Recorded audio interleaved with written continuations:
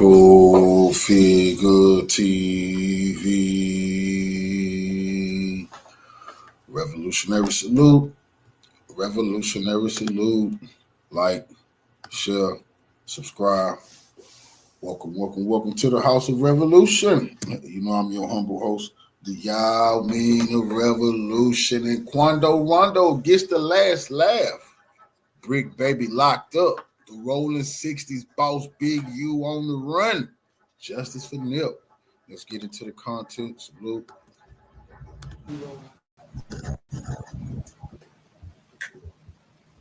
Good morning. I'm Joe McNally, the acting United States Attorney here in Los Angeles. Today, we're here to announce federal criminal charges against Eugene Henley Jr., a career criminal known as Big U, who used his contacts and leadership role in the Crips criminal street gang, the entertainment industry, and a youth charity to further his own criminal enterprise, an enterprise that engaged in murder, extortion, robbery, human trafficking, COVID fraud, and other felonies. Mr. Henley and several other individuals linked to him and his criminal enterprise were charged in a criminal complaint with federal racketeering conspiracy. Mr. Henley is a fugitive, and he is currently wanted by federal law enforcement. Other individuals linked to his criminal enterprise were arrested today, approximately 10 defendants who were charged in various indictments. Again, Mr. Henley is a fugitive. 4 defendants are in state custody and will be transferred into federal custody. And we are still seeking Mr. Henley and another fugitive. The Department of Justice's top priority is eliminating violent crime caused by criminal street gangs and organized crime. These organizations cause a tremendous amount of harm in our communities. And today's arrests are part of our office's efforts, FBI, IRS, LAPD, the team you see up here, to make our community safer and rid our streets of these criminal street gangs, including ones operated by violent felons like Mr. Henley, who are posing as savvy businessmen and community leaders, but in the end are violent criminals.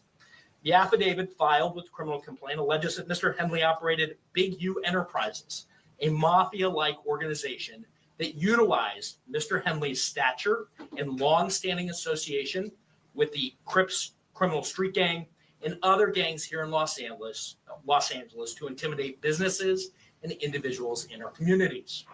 I want to stress that the allegations here in the complaint are allegations only, and the defendants are presumed innocent until proven otherwise. Let me talk a little bit about Mr. Henley and the street gang here. As I said, Mr. Henley is a widely known leader within the Rollin 60's. He rose to prominence in that gang decades ago, and he has since been a fixture on the internet, talk shows, and podcasts, all things that law enforcement have looked at closely as part of this investigation. He has maintained the image of an entertainment industry entrepreneur running a music label and of somebody who gives back to the community here in Los Angeles, funding a South LA-based charity, developing options, which purports to help at youth risk escape gang life and escape the perils of gangs in high crime areas. The facts alleged in the complaint paint a very different picture. It is one of a murderer, a thief, a liar, and a cheat, and the criminals that enabled him. For example, Mr. Henley engaged in a murder of a musician signed to his label in 2021 and dumped the victim's body in Las Vegas off of the I-15 freeway. He then attempted to evade and obstruct the investigation into the murder, including ordering witnesses not to speak with law enforcement.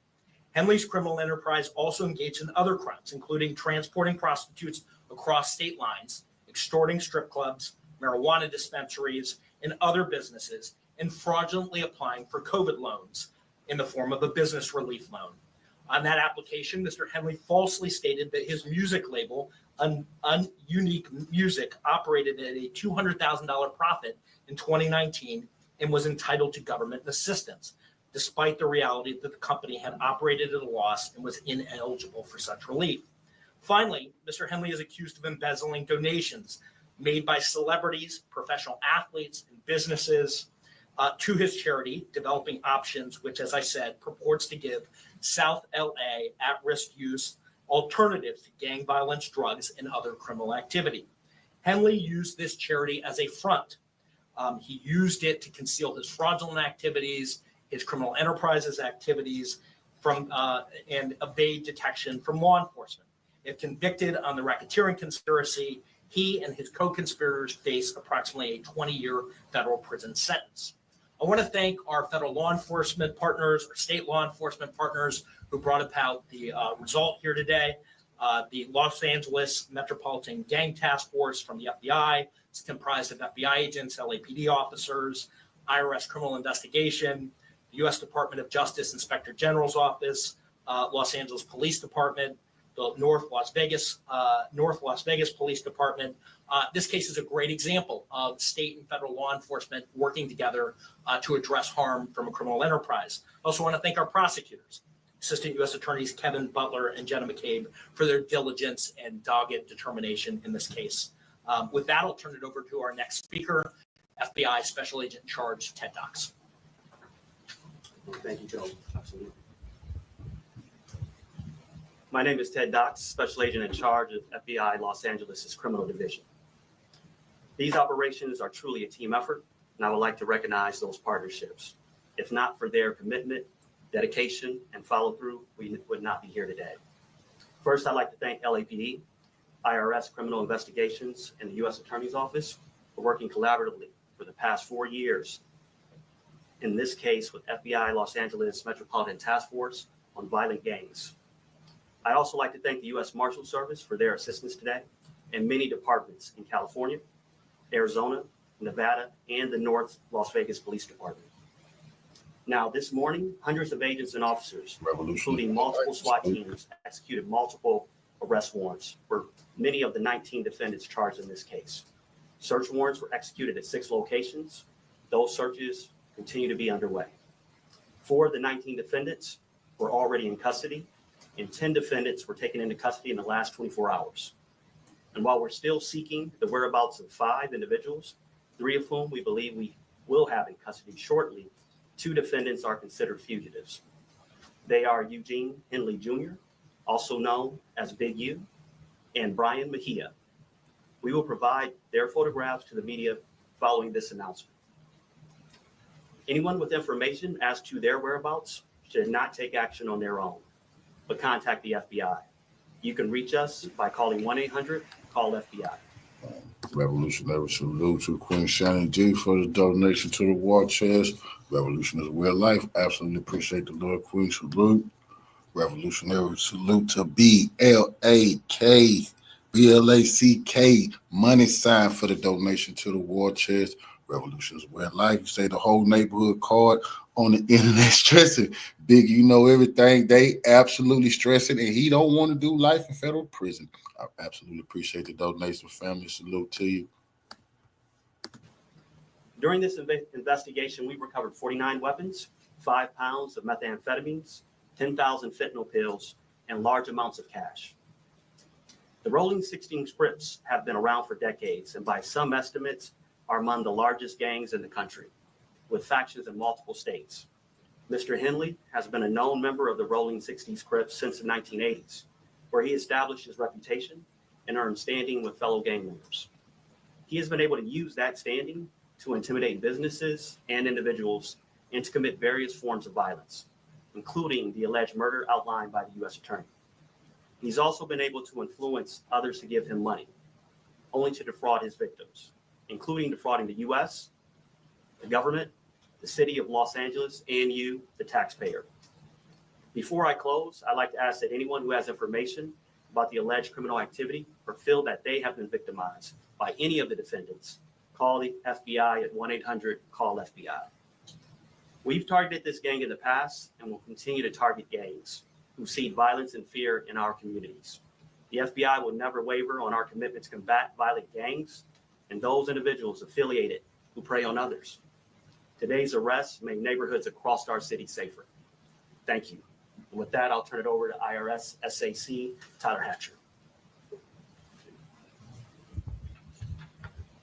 Good morning. Again, I'm Tyler Hatcher. I'm the special agent in charge of IRS criminal investigation here in Los Angeles. Today's arrests are the result of outstanding investigative work by law enforcement partners from LAPD, U.S. Attorney's Office, the FBI, and my office, who's worked tirelessly to find the evidence necessary to charge those who are alleged to bring harm to our communities, as you've heard previously. The RICO charges against Mr. Henley and his associates reflect a pattern of crimes that runs the gambit from extortion to robbery, to murder, to tax fraud, and to human trafficking, all under the umbrella of a well-organized criminal organization led by Mr. Henley. Additionally, Mr. Henley duped the County of Los Angeles by running a nonprofit named Developing Options, which was set up to pull youth out of the gang life and promote anti-gang solutions.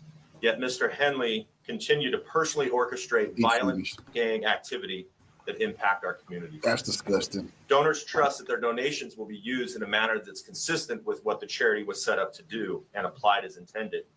In this case, it was for the benefit of at-risk youth. Financial transactions leave a trail, and IRS criminal investigation special agents are the best at following that trail. That's a fact. The trails led to allegedly lead to Mr. Henley's personal bank account, and the money trail doesn't lie. Organized crime victimizes our Los Angeles communities far too frequently, but the arrests made today demonstrate our commitment to making Los Angeles safer for everyone impacted by these criminal enterprises. IRSCI is proud to partner with our federal and state and local law enforcement partners to make our communities safer and to protect from these violent acts. And on that, I'll turn it over to the Chief. Thank you. Thank you all for being here today. I'll keep my comments brief. From day one, the Los Angeles Police Department's been proud to stand shoulder to shoulder with the FBI and our partners here today in this critical investigation. The invaluable expertise provided by Operation South Bureau FBI Task Force on the Rollin 60's criminal street gang has played a pivotal role in securing these 19 federal indictments laid out this morning.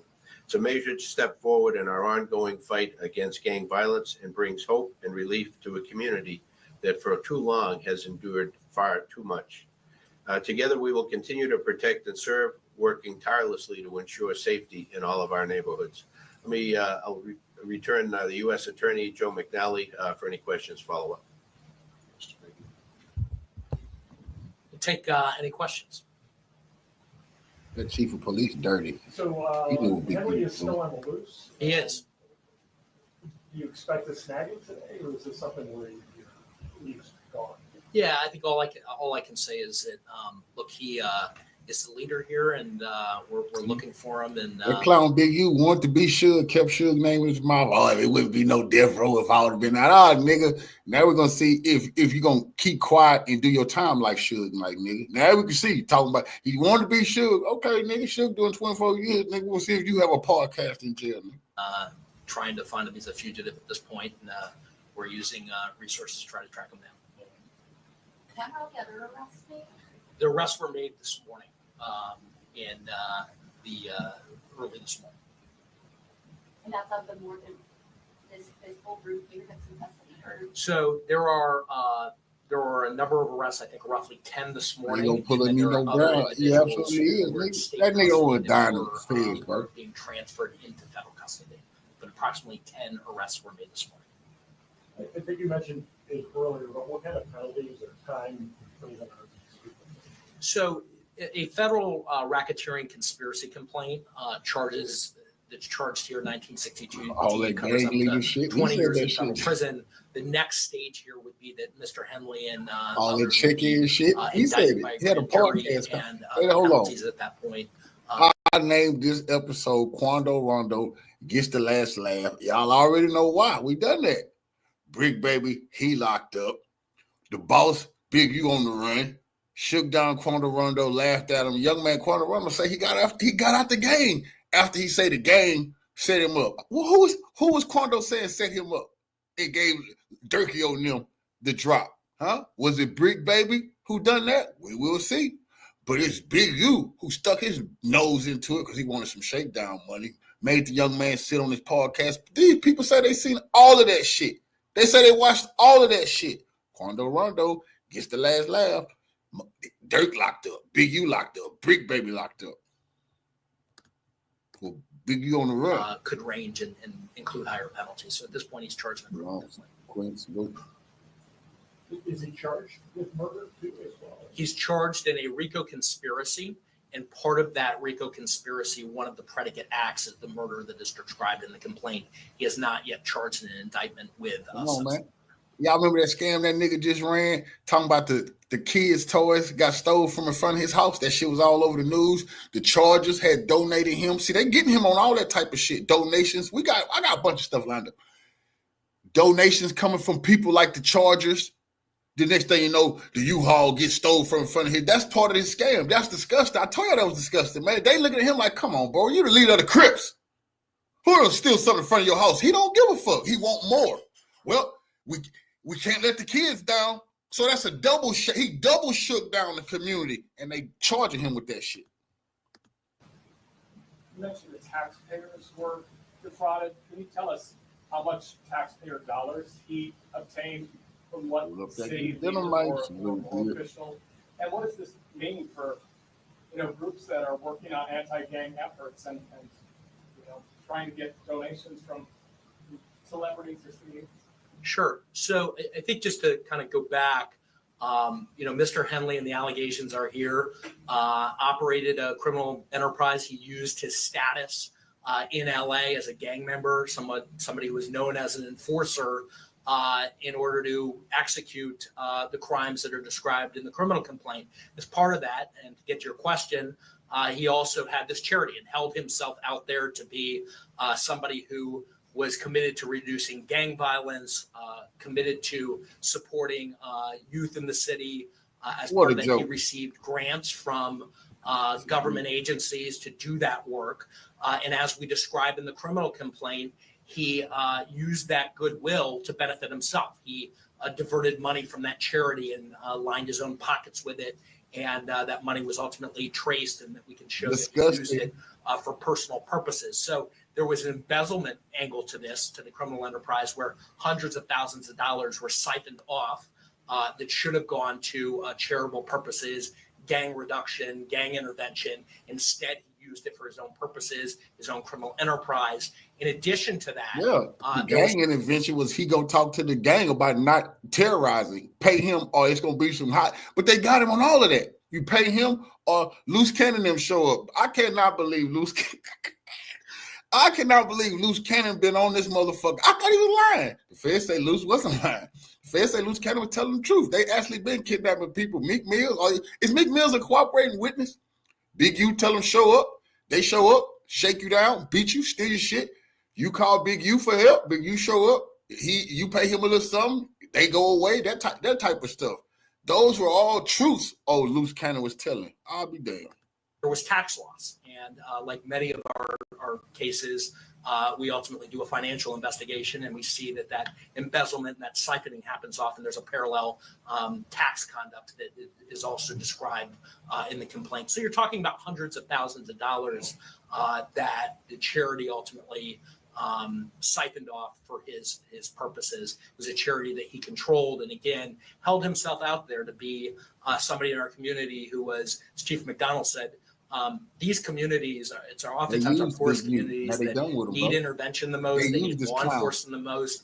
He held himself out as somebody who was part of that team trying to improve South Los Angeles.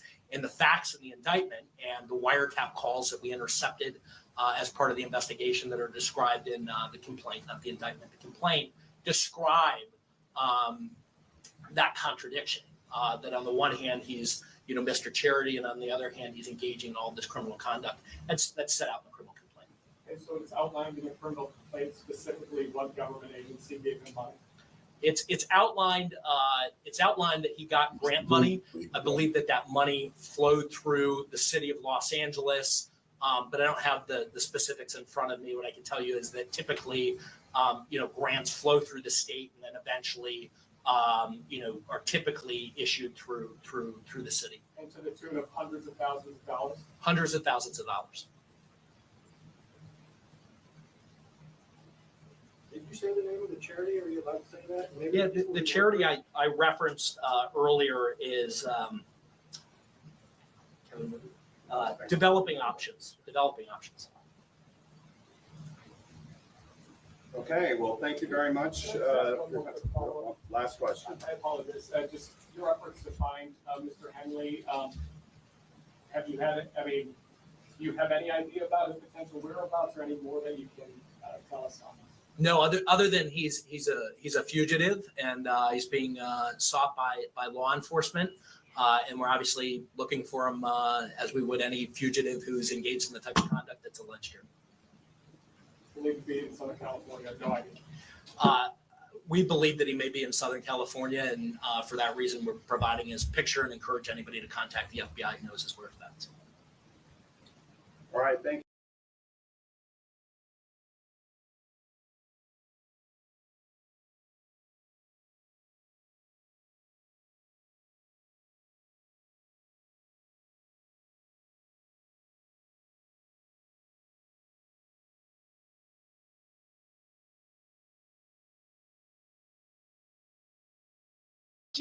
Big U Henley, a Crips leader, has been accused of murder, kidnapping, robbery, extortion, and fraud.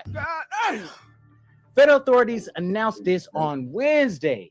Now, his alleged victims were required to check in with Henley before arriving in the city in order to obtain protection. Now, this is according to the 107-page federal complaint unveiled. Among those Henley allegedly extorted were professional athletes and musicians. Now, the complaint said that he was running up on everybody trying to make people pay some damn money. Now, federal authorities linked Henley's Big U enterprise to a mafia-like organization that relied on his stature and long-standing association with the Rollin 60 Crips and also other gangs to intimidate businesses and individuals. Now, following a years-long FBI investigation, federal authorities have accused Henley of kidnapping and fatally shooting a young rapper in the face and leaving the body in Las Vegas desert over perceived disrespect and directing the robbery of an unlicensed LA marijuana dispensary. Now, this all came about when the guy allegedly stopped making those extortion payments and Big U got mad as hell. Now, Henley also allegedly defrauded companies, donors, athletes, and celebrities, including professional basketball player Draymond Green and former NBA star Shaquille O'Neal. Now, the crazy thing is, man, Big U allegedly persuaded these stars to actually donate to his charities and then allegedly transferred the money to his own personal bank account. Talk about a bum-ass ninja.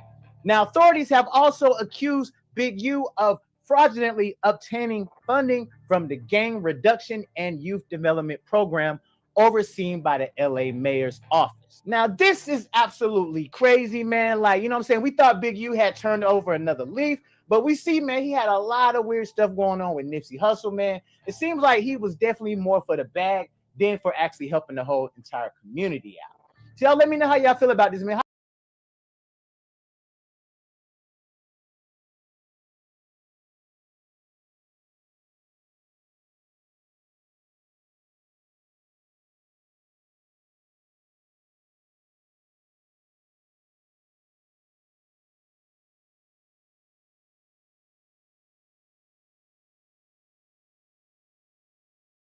That's when everybody starts to utilize Tink hard placed because I felt like they didn't have a voice. I was asked to stay quiet about when the apprehension of Big U was gonna happen, and I kind of felt like me doing that was kind of like me kind of being on the wrong side of things. So I manipulated and utilized Tink to run murder mysteries, and as she was running it, I would play little inserts of the clip with the family. Media team sends it to the YouTube streets. Once it gets to the YouTube streets, it's for everybody to talk about. That's when 600 came into play, and I know they watch everything 600 do because they kind of like enemies like that over there, right? So once 600 started to react to what he's seen on the internet, that's when everybody started saying, 600, you're telling, you're this, you're that. This is 2025 of March. Did y'all not just hear them people say they've been investigating for the last 4 years? Eric, let's run that last clip. This clip came to us March 3rd, and I didn't play it all, but you guys will see to where Kind of was like trying to find an equal medium to where I could do what I was supposed to do, but still respect the family's wishes. This is a clip that came to me from the sister and the mother of Rayshawn Williams, who was found slain in the Las Vegas, Nevada, in the field of 2021. They finally released it. There you go. Go ahead, let it rip. Okay, well, let me understand something, right? It's been a couple years. What year did your brother killed? My brother was killed in 22. So it took them 3 years to do DNA? They said that Big U was running for a long time. Like, he didn't want to take the DNA test. But here goes the thing. Big U's DNA is already on file for when he paroled. You see what I'm saying? Like my DNA is on file. Like right now, if I did something, I left some blood or saliva, and they run it to the system, it's gonna match me. When I paroled out the penitentiary, they made me swab. But then again, Big U had a dope case, huh? He might not have. So that he probably wasn't. He had a dope case, a conspiracy. So yeah, they wait, found his DNA test in my brother's nails. Okay, so that's bad work. So that means my brother's fault. Yeah, didn't you tell me that your brother's friend said it was something going on, a fight or something? Or? Something was going on. When I told you that Big U had popped up at my brother Airbnb. In Vegas? Yes. And the best friend was there, whatever, but the best friend said that he didn't want to talk to my brother in front of him, so he pulled my brother upstairs to the side. He said that he knew something was going on because when Big U left and my brother came, when Big U left the Airbnb and my brother came back downstairs, he said his whole energy was off. So what did but the he best friend ended up leaving leaving my brother the next morning. Yeah, I remember you told me that. And how long after that did they find your brother? The next day or next couple days? The next day. They found him the next day. Wow. So what the fuck did he have going on with Big U? What was they doing? Hold on. Let my mom tell you because she know everything. Hold on. Mama? Yeah. Okay. So basically, how you doing? I'm okay. How you doing? Good. I was tripping that it took 3 years 4 years. To run DNA. It just made. So what? They was contacting Big U to come give up DNA and he wouldn't do it? Well, what had happened was when they was doing the investigation and they wanted to take down DNA, he wouldn't give them his DNA. So they had to serve him a search warrant to get his DNA. You know what's crazy about that?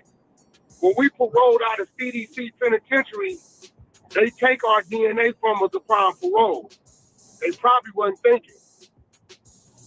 Like my DNA, when I paroled in 1999, they swapped my mouth, all that, and they put it in the system. So let's say if I committed a crime and left some DNA, if they swab that DNA and put it in the system, it'll show. But that's California. It might be because the Nevada's not linked. Could be that. Because the Nevada, is this the feds or Nevada PD on your son's murder? It's both. They transferred the case to the FBI out there in Vegas, and Las Vegas police department is still handling the case as well. So when did the test come back? When did the DNA come back? It came back 2 months ago. And they still ain't arrested the nigga? Well, they told me between me and you, please, between me and you, don't tell nobody because they don't want nobody to know. They're going to be making an arrest the ending of March, the beginning of April. Gotcha. I'm going to sit back and watch the show. You know, I don't give a And fuck. they basically gonna put his case and Nipsey Hussle case together. The same person that the DNA that the lawyer for Nipsey Hussle is gonna be doing my brother case too. You mean the DA? Yeah. District Attorney. Oh, okay. So when you're ready for me to come do my story, I'm ready. You let me know when you're ready. You want to wait till the arrest? I'm saying, when do you want to arrest? Oh, you want to wait till the arrest, or you want to wait till prior to? I can wait till the arrest. All right, I'll schedule you. When they make the arrest, whatever Thursday that is, we'll get you right in. Okay. Thank you so much. Y'all call me if y'all need me or need a platform, or y'all need something to get out, anything, do the dirty work, just hit me. I'll get it done for you. Okay. But I'm gonna wait. I'm gonna keep everything. I'm gonna keep everything under the. Not dirty whack. Them people didn't know that man was recording this and gonna be releasing this. Whack vicious. He want Big U down. He could care less about these people's pain and suffering. They saying it's just between you. Now no problem. No problem. It's nigga. He putting this shit all over the internet to finish Big U off. Under the rug until they do what they do. So did you see my message on that broadcast that I seen you on yesterday? With no, because I don't be reading shit. Oh, okay. I left it kind of my phone. Girl, you know I wear glasses, nigga. But if you get it to my phone, I'm gonna see it. Okay. Nay, make sure your mama got my number. Okay, I will. All right, I'm here if y'all need. Crazy work. Okay, thank you. All right, we got one of our readers. Let's get to it because the content is content. They put out a statement on why Rayshawn Williams was killed. We got a reader. We got a reader on the floor. I'm gonna read it because I can see it. It says, for example, in January 2021, Henley murdered a victim identified in the affidavit as R.W. Rayshawn Williams, an aspiring musician signed to Unique Music, Henley and Martin's music label. Shortly before R.W.'s murder, Henley and Unique Music paid for R.W. to travel to Las Vegas to record music at a Grammy Award-winning music producer studio. But R.W., who was Rayshawn Williams, did not record at the agreed-upon rate and instead recorded a defamatory song about Henley, causing Henley and Robinson to travel to Las Vegas to confront him. All right, but R.W. did not record at the agreed-upon rate and instead recorded a defamatory song about Henley, causing Henley and Robinson to travel to Las Vegas to confront him. Okay. Henley alleged, just like when Nip Hussle recorded, you don't got a clue about Big U. And what did Big U do? Big U said it on his documentary. Dumbass, the police looked at that shit too. Oh, I ain't no rapper. I'm a scrapper. So he went to give Nip a DP. He drove R.W. to North Las Vegas and dragged the victim's body off Interstate 15 into the desert and left it in a ditch. Henley returned to Los Angeles with Robinson and ordered studio workers to leave while his associate removed security surveillance footage from the studio. Henley allegedly later ordered witnesses to not speak with law enforcement about R.W.'s murder. So it's saying, well, Tink, he was trying to figure out the motive, right? Correct. I wonder if they got the song. I knew from the arrest, August of 2023. See, Bricc Baby get hit June 2023, June 23rd, right? We get the content immediately. As soon as Bricc Baby gets snatched, she called into the homie. The homie like, yo, they just snatched the nigga. This how we knew so quick. Niggas be wondering, how whack be knowing this? How whack be knowing this? You know, I happen to be a guy that kind of tied into a little bit of everybody. People listen and whatever. So the homie, I didn't even know the homie was mingling with the broad. But he been, you know, he don't be on the internet, but he's hearing shit. He like, yo, they just snatched a nigga Bricc. So cool. We pull it up, Beast. That's when we pull it up. That was June 23rd, 2020. That's a fact. Him and 600 was still like kind of cool back then. He was hotter than 600. That's when him and 600 pulled up on Chris Shaw and Slauson together and all that. So Maybe a day later, they let him go. This the fake Adam bailed him out. Adam now knows that Bricc worked him out some bread because it was never a bailout. The feds let him go, right? But Adam, I think, put up like 10,000 or something. And, you know, being a good boss. But nevertheless, he called 600 and say, yeah, the feds is on Big U something about something in Vegas, a body in Vegas. We oblivious to the fact. We don't know what this nigga talking about. He said, well, they supposed to snatch him up. Oh, my God. They supposed to snatch him up. So we wait. July rolled around. August rolled around. Boom. The neighbor called us. Whack. Alphabet boy just hit his house. What? 6 this morning. Took him and his wife up out of there. I bring it back. We run it up on him. I wait. 2 days go by. Third day is IG get back active, so I know he out. Little birdie tell me he requests a meeting with somebody. So I start hinting at it. No. I don't even tell the dude. No, I thought this dude would just run his mouth. We always saying the police just run his mouth out. But this dude been stalking this nigga Big U about this and more. And everybody know that on the internet. He's also warned Bricc Baby on No Jumper that his ass was finna get arrested because he's hiding a federal gun case. This nigga whack. And for some reason, he brought Loose Cannon into the motherfucker fold, and he walked Loose Cannon from podcast to podcast where Loose Cannon told all of the stories that the feds is talking about, saying Big U was shaking down people coming in town. Loose Cannon would show up, rob them. Big U would come, hey, pay me, they leave, all that type of shit this whole time. So right, I'm gonna start listening real deeply to what he's saying because he's not lying, and his ass definitely getting the information from them people. The dude in years, he calls me. Actually, last time I talked to him, came to Clubhouse to our floor.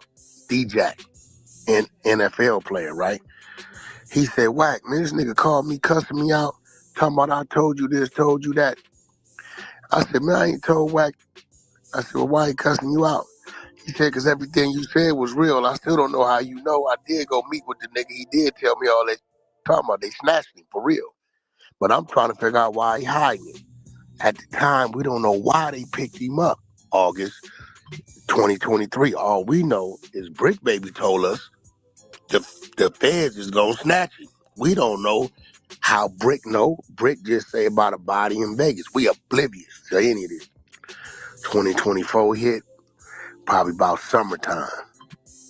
10 months later go by, we don't see nothing. I catch him on Academics Live. Where that case at, nigga? Where that case at, nigga? Y'all remember he said, nigga, I beat it. It was a DA reject Compton Court. Oh, yeah? Yeah. I call Reggie Wright. Reggie, here goes this nigga, first, middle, last name, date of birth.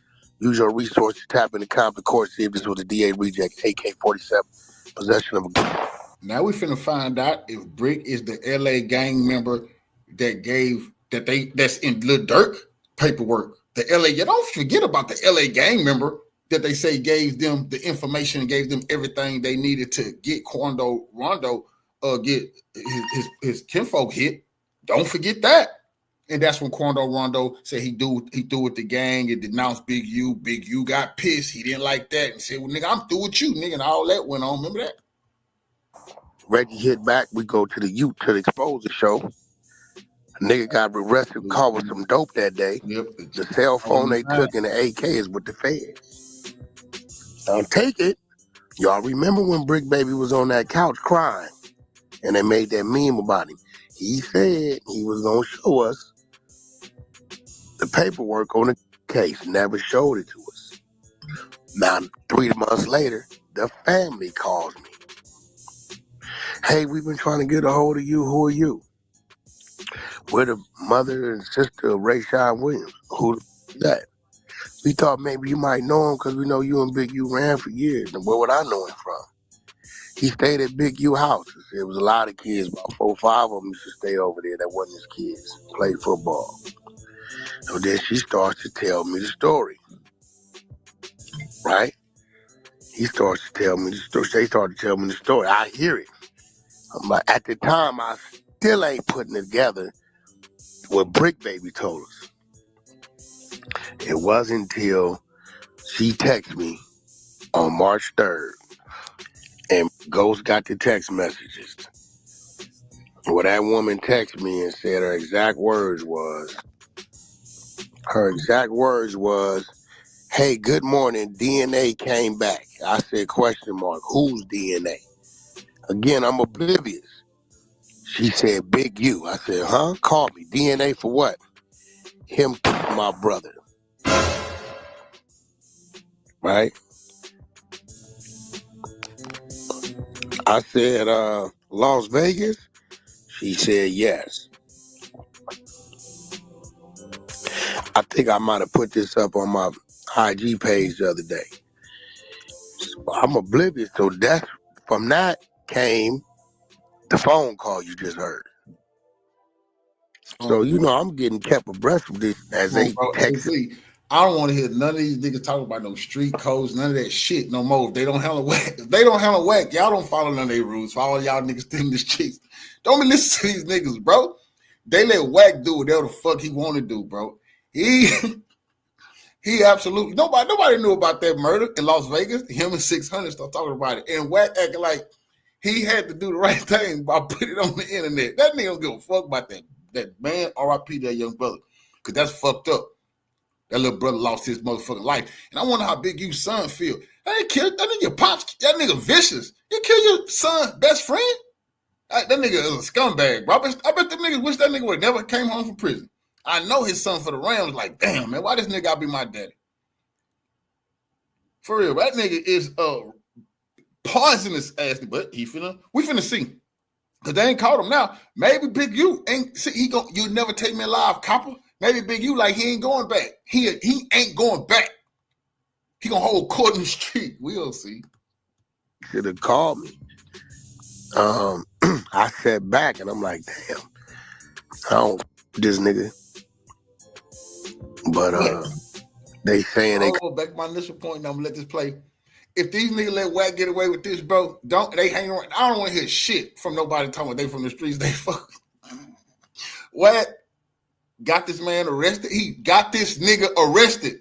Everybody know that. Whack been campaigning on. He got this nigga arrested, bro. Talked about this murder. Now the police got this murder in Big U motherfucking indictment. Nobody knew it. Open case. You see what I'm saying? But the streets though, LA streets. How Whack getting away with this? Come on, bro. This is disgusting. Ain't no fucking rules. Y'all kill who y'all want to kill, bro. And then motherfuckers can make it if they got a little muscle. See, Whack is actually a crazy motherfucker who a mental patient. That's why he's still alive. They actually scared of the nigga because the nigga actually will bring some violence to you. See, if you bring violence to him, you can do whatever the fuck you want to do. Snitch, tell on everybody, disrespect all kind of different motherfuckers. Dude, Whack. If this nigga here come out as working for the police, it's gonna be one. I'm waiting to see the Whack 100 movie, bro, because that shit gonna be cold. They coming to get the nigga. Get a nigga heads up. Give him time to go get legal. Do what he gotta do. I don't know. But I don't want to wake up like we did this morning and boom, boom, boom. Because if I'd have played that phone, if I would have played that same phone convo right now, what would all the niggas been saying? You knew the whole time. You heard that the whole time? You knew the whole time and didn't say nothing.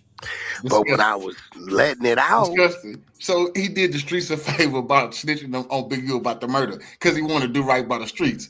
This is crazy. LA gaming. I don't like violence. Peace alert, clear up the streets. But one more, y'all got to just do this for us. Y'all want to get y'all credibility back? Hey, man, I love y'all out there, bro. Y'all gang members, your blackface people clan members. I love my niggas out there. But, bro, we used to look at y'all as tough, bro. What y'all spread all these gangs all over the place? Then Whack, for real, why did y'all spread gangs all over the fucking place? But a nigga like Whack can get away with this in the birthplace of gangs. He can do this. Big U was a legendary gang member. Whack is doing this to him. Whack is responsible, bro. And he laughing about it. And he back on the internet taking credit for it, bro. This is crazy. This is the end of gangs and tough guys and people who telling people to check in, man. That's the message today. They say I'm working. So which one is it? Whack killed him. I'm letting it out. You saying I'm working with him, which I think is working against him, really. Like, nigga, what you mean? They don't want nobody to know. They're like, I'm exposing it prior to. Pissed right now. I ain't talking to him. I'm talking to the White family. Pissed right now, nigga. He probably broke his TV. He got to make a big bust. Yeah, nigga, you ain't busting nobody since you told on your motherfucking partner, Charleston. That's 20 years ago, nigga. You got your partner time. Wack, look what Wack got. He brought Big U down, nigga. You just been talking. This nigga brought Big U down, nigga. And he definitely did it. And the police is very happy because they say they've been listening to the internet. Wack started the campaign. Ain't no campaign on Big U or Jay Prince or Suge Knight. Wack started that shit. Wack started talking about crimes and what the niggas was doing. That's why Jay need to be careful. Wack started that shit. This the nigga right here.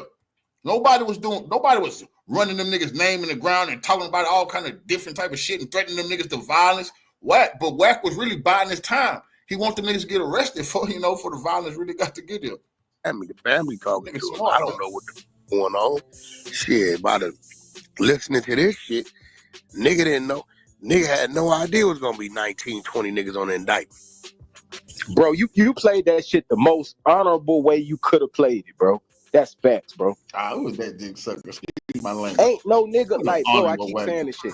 Ain't no niggas warning they ops when the police coming, bro. No niggas doing that, bro. He gave an alert, heads That's up like the a only reason motherfucker. Big U ain't caught right now. Big U is on the run. If y'all read that, Big U is still on the run, bro. Heads up. Exactly, because he got a head start. He over there on Jay Prince Island. That's diabolical. Jay Prince ain't gonna pick that nigga phone up. His people already hit me this morning. Don't think they're gonna be tapping in with Wack. I believe. Huh? I'm not see. I think why be tricked. No, nigga, I go through all these. I listen to these disgusting ass niggas so I can come to y'all with some facts. Told you, look at this nigga talking about Jay Prince. The police just told you they listened to this shit. Where did they say Big U was hiding? On Jay Prince Island. Come on, bro. Now, we that's probably not true. Jay Prince let the nigga. But hey, is he? He just had him. The police affairs can say, whoa, he just was on the island at a meeting with Jay Prince. Hold on, what was they talking about at that meeting? Well, Wack was saying they were talking about murder and mayhem. Wack. And then what Wack say? Nah, Jay Prince people just hit me. I got a mole in their group. This nigga is a motherfucker. Boy, they doing themselves with this service. You see, if them niggas see Big U, I bet you wish you would have got rid of this nigga. Them niggas, if y'all real gangsters in the streets, why y'all letting this nigga? He gonna bring y'all down. Y'all better stop underestimating Wack, man. I believe they already had Big U's DNA. His crimey Eddie Boy. Y'all remember Eddie Boy once say Big U told on him. He said, Wack, I paroled. We had the same case. We both got swabbed. I believe they already had it. I believe they told the family that and really went and served a warrant to do it just for insurance. But I believe they had to buy time because I believe he was working for other agencies. We got to work for New Jersey. One work at the top of April, it shows Big U in the indictment. 14 of them. Him as a gang leader for it. When they went and served the indictment, everybody's there but him. His name is gone. So you got to remember, like, they've been investigating this since 2021. They telling you that. So when they see you working with other agencies, they'll let you close that out. You sleep anyway because you think you working for the police, so you think you in the clear. Whole time, they just know you ain't going to go nowhere because you sleep. Who got the news link? Yeah, let's rerun it because a lot of people was trying to understand what's going on and get caught up.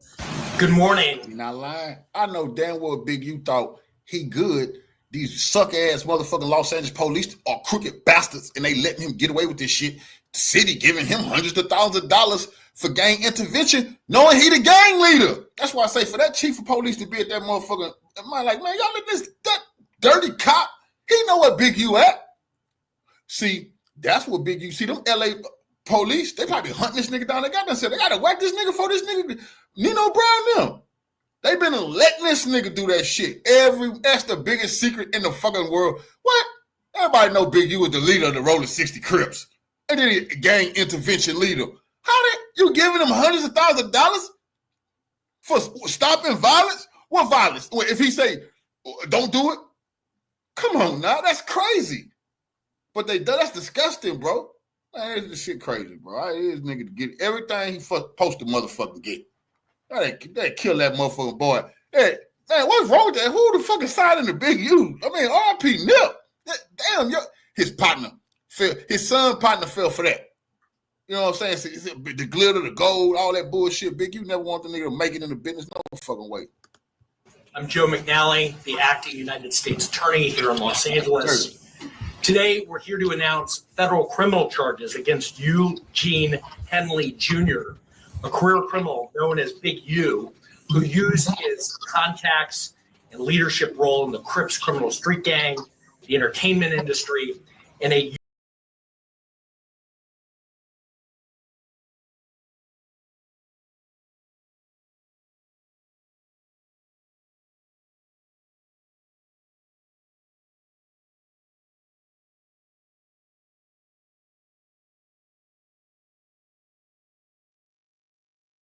Big U, the Crip leader turned gang interventionist who ran mafia-like enterprises, according to the feds. Now look, they got a Mexican. They got a Mexican. They got the Mexican in the indictment. He cartel. He on the run too. Brian, he on the run too. This Mexican guy right here. You know what I'm saying? Shit, the Mexican guy, man, he sure these people might Big U ass. We might not never see Big U again. Cartel might whack him. They might take him out. Sweeties, Pop-Tarts. It was all real. Big U really was extorting people. They've been indicted. The Rollin 60's and Loose Cannon and Bricc Baby are in custody. And you know I don't make stuff up. It's in the LA Times. I'm sure it's all over the internet. Sweeties, extortion, murder. So in 2021, investigation into the Big U enterprise began. There was a rapper, Rayshawn Williams, not sure what his rap name was. They booked. That's why you better be careful who you take money from. That's why I never let nobody invest in me other than upstanding citizens. They rent him an Airbnb and some, I guess it had a studio in it, or there was a studio out in Vegas. The kid, he's 21. The kid ain't going, he missing his sessions and all that. So Big U and them roll out there. And the kid has a rap lyric about the big bro who's getting dough. You get if I think shit is sweet, I'll get killed with a revolver with no shells. So of course he gets found the next day in the desert in Las Vegas. A revolver had done it, and all the shells had been picked up. Eerie, he made a rap. The way he described his own homicide in the rap song is the way he, in fact, was taken out. Like he knew it was coming. And so the footage, the surveillance footage from so Rayshawn Williams and Big U had a meeting in the studio that night. The footage is gone. So the police are saying, or law enforcement is saying, the feds are saying that would show, this is a federal indictment too. It's Las Vegas, LA. Feds are saying it showed them fighting and possibly he either executed them there or took him out of the desert and they dumped him in the desert. So that's when the investigation began. Loose Cannon, Sweeties, he is indicted for extortion, robbery, all that stuff that him being on Big U's crew impressing people is real, according to the feds. Bricc Baby as well. Wow, Bricc Baby is probably going through some heavy withdrawals right now. And I'm not even being funny, like for real.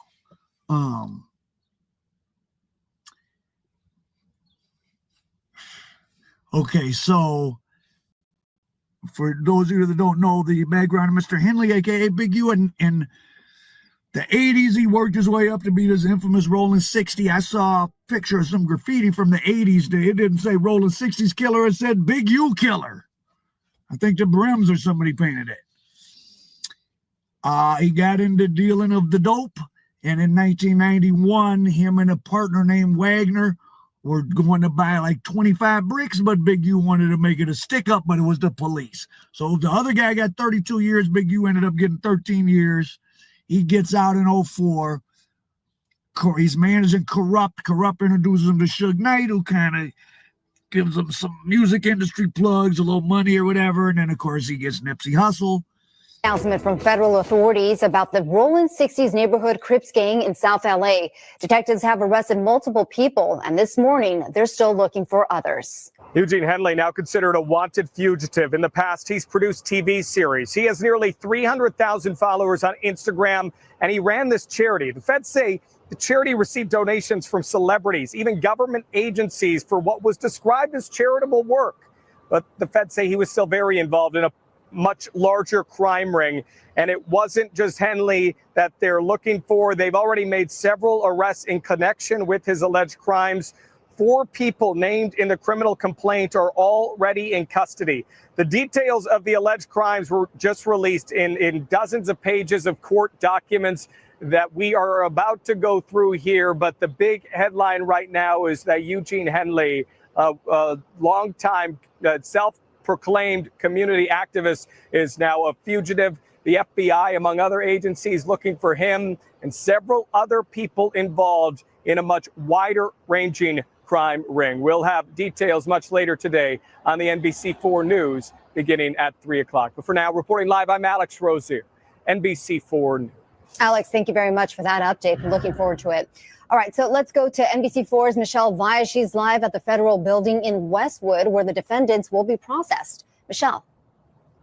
That's right. Annabelle, good morning. Right behind me, we have FBI agents and members of the Department of Justice here. This is where some of the members, the gang members from the Crips, were brought to be processed. We just saw likely one of them being driven away, who will likely be in court this afternoon. This is a big day. This is where they're processed. Many of them still need to be processed to face those federal charges. A big day, but big agents need the big get, a.k.a. Big U, Eugene Henley, now a fugitive. They think he's somewhere in Southern California, a self-proclaimed philanthropist and ringleader of the Rolling 60's Crip gang. Here's more on the arrest from special agent in charge. 4 of the 19 defendants were already in custody, and 10 defendants were taken into custody in the last 24 hours. And while we're still seeking the whereabouts of 5 individuals, 3 of whom we believe we will have in custody shortly, 2 defendants are considered fugitives. They are Eugene Henley Jr., also known as Big U, and Brian Mejia. So there's a big incident is with a boxer with the initials AB. Is that Adrian Broner, or is it just the feds using those initials? I don't know. So I'm not going to say it's Adrian Broner, but with the initials AB that was running. Listen to this. So I tell you, so much stupid shit goes on in LA, like crazy, just young people with too much money. The boxer AB, whoever that is, was doing a dice game with crooked dice. They hit a bunch of NBA players for millions. So the NBA players tell Big U. Big U goes up there with some Rolling 60s, says, slaps them up. So first of all, you can't have a dice game in LA without my permission, and I know you cheat, give these guys their money back. So he got the millions back, charged the basketball players $100,000 each. There was a dispensary in somewhere, I guess, in the Rolling 60s turf. They had $25,000 a month in extortion fees. As soon as the guys stopped paying, I think Loose Cannon and a bunch of other guys ran up in there. They weren't even wearing masks and just took everything. And Big U invited the guy to his house later that day and said, "Oh, see, I got your stuff because you didn't pay." Sweeties! It's so real. Wow, this is unbelievable. I really didn't think. I mean, okay, and he's being charged with defrauding the government. He's received $2.3 million in funds from the city, state, and county for the GRID program. So if you think Big U was snitching, he was the opposite of snitching. Now, I wonder, Loose Cannon obviously had went rogue on Big U for some time and had been talking bad about him. Will Loose Cannon cut a deal? This is bad. This is bad. This is what the feds, people are in trouble. And then here's the thing. As soon as you make yourself the member of a gang, you like double all your sentences. Oh, you were going to get 5, well, now you're going to get 10. It changes the dynamics. somebody's playing get down first. Bricc baby just sat in the county jail for like 3 or 4 years. Now he's back. They're in that federal lockup this time. Gangland for real. Man, I mean, feel bad for, I mean, I don't know, maybe they deserve it. I'm going to say I feel bad, but like, that's a bad feeling, especially you're living comfortable and you go down to the jail in the big city. It's so, it's a bad feeling. So what else? Big U. So the homicide of Rayshawn Williams for disrespecting Big U by not using his studio time and maybe talking a little shit. That's crazy. But here's the thing. If that homicide occurred just the way that that guy described it, sounds like that's Big U's MO. I'm sure they're looking for more homicides to put on Big U as part of the big 60s, Rollin 60s extortion thing. And of course, just revolutionary salute to our family. BLACK money sign for the donation to the war chest. Revolution is way of life. Absolutely appreciate the love, family. Say Big U about to have the 60s punishing Loose, man. Loose going into witness protection ASAP. Him and Bricc baby. Bricc baby been calling himself big shitty cuz. Nigga, you better believe they want to get at you about what he's been bragging about what happened to Nip Hussle. See, talk your ass off, nigga. He's finna get what Lil Shitty cuz got in jail about Nip Hussle. Bricc baby got problems on his hands. Opens the floodgates to Nipsey Hussle. I was one of those people that was saying, because I don't like to engage in gossip. I always say, if so-and-so was doing all this, then if we all know it on the internet, the police would too, he'd be indicted. Well, they've indicted Big U. He's facing 20 years for the racketeering and life for the murder. Some other Rollin 60s you might have heard of, Big Bear Claw, I guess the old school guy. That's one of his right-hand man. He's part of it. Bricc baby and Sweetie. All niggas they finna name them all the bitch ass niggas that hated on Nip Hussle and okay to hit on Nip. I don't care. No, all them niggas is the ones who backed him with his play so they could continue to reap their riches. This is this classic move. They backed Big U and they were just reaping the rewards of his pillaging and plundering. They didn't give a fuck what this nigga did. Homie in the set disrespect him on the diss song. Oh, it's okay to kill him. What, a youngster for dissing you? See, yes. See, after what happened to Nip Hussle, his ego just got so big he didn't care no more. He even killed his son's best friend for dissing him on a rap song. That's crazy. Loose cannon. So, wow. So now that there's that guy, Little Rod Zay, who. People are telling me, oh, I don't believe Loose Cannon and Lil Rod Zay, but Lil Rod Zay spun the whole tale about Nipsey and Big U having a fight and that leading. I mean, if Big U took out this 21-year-old kid, this rapper who he had coached, and mind you, Big U's son is a football player for the San Diego Chargers. He don't need the money. If he took out this 21-year-old kid for disrespecting him by not using up all the studio hours he was supposed to, be careful who you let do stuff for you. What would he, I mean, now it sounds very plausible that he has something to do with Nipsey Hussle. Now, the only thing I have with the Nipsey Hussle conspiracy, why, when you're like, what is Eric Holder? Why is Eric Holder not? Well, some people don't snitch, I guess. I was told Eric Holder is real crazy that he had did some other stuff, and that's why they ran him out of the neighborhood. Not snitching, that he had did some inappropriate violence. And he didn't have to tell. See, these motherfuckers stupid. He didn't have to tell Eric Holder to hit Nip Hussle. Once Nip didn't take his DP, remember Big U told him, because Nip Hussle dropped it, you don't have a clue. Remember, he was a rapper that dissed Big U. And Big U said he ain't no rapper, he a scrapper. And Nipsey had to pay for that. So they went to DP him. Black Sam wasn't going for it. Shot in the air. That's when that incident happened. But Big U didn't let that go. You see? He didn't let that go. But once Nip didn't take his DP, see, he not good. If you don't take your DP, you're not good with the killers and gorillas in the group, which Big U had backing him. You see what I'm saying? Oh, yeah. So Eric Holder and any other the killers, no. You would get a blessing from hitting Nip because he not good no more. You're going to get some rank. It's all going to go good, but it went bad because he got locked up. Big U didn't have to tell him. Once Big U said, oh, he ain't take his DP, then it's open season on him then. Basically, they had to get rid of him or a bunch of other gangs was going to be on them.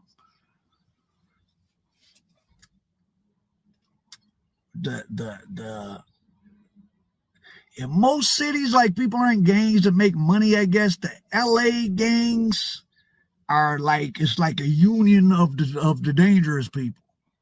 I mean, there's a lot of people in gangs, a lot of them aren't dangerous, but I mean, the you know, if you're a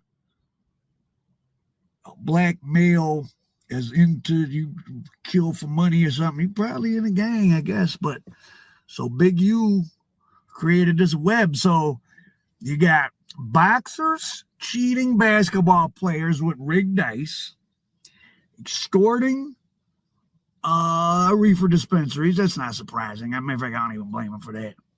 But all while he was doing this criminal stuff, I guess it's easy to think you're smarter than you are. Or, well, you can be very smart, but I always say you can get away with all kind of stuff if no one's looking at you. Once they start looking at you, you really can't hide it, right? I mean, you are doing what you're doing. They waited, they've been 4 years, almost 4 years they've been working this, so they got it all together. So I wonder, has Loose Cannon been planning on, he's ready to, I'm not saying he's going to do this. It's just interesting. He's been talking bad about Big U all this time. Big U even had a podcast called The Check-In.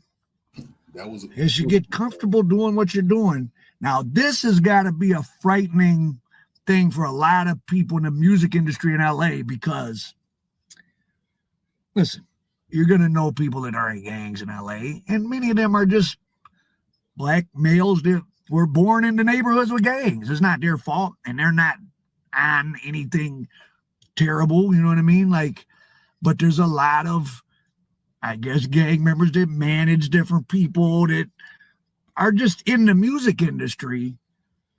And the thing about conspiracy and gangs, say I know a guy in a gang and he doesn't do anything illegal that I know of, and maybe he doesn't do it at all.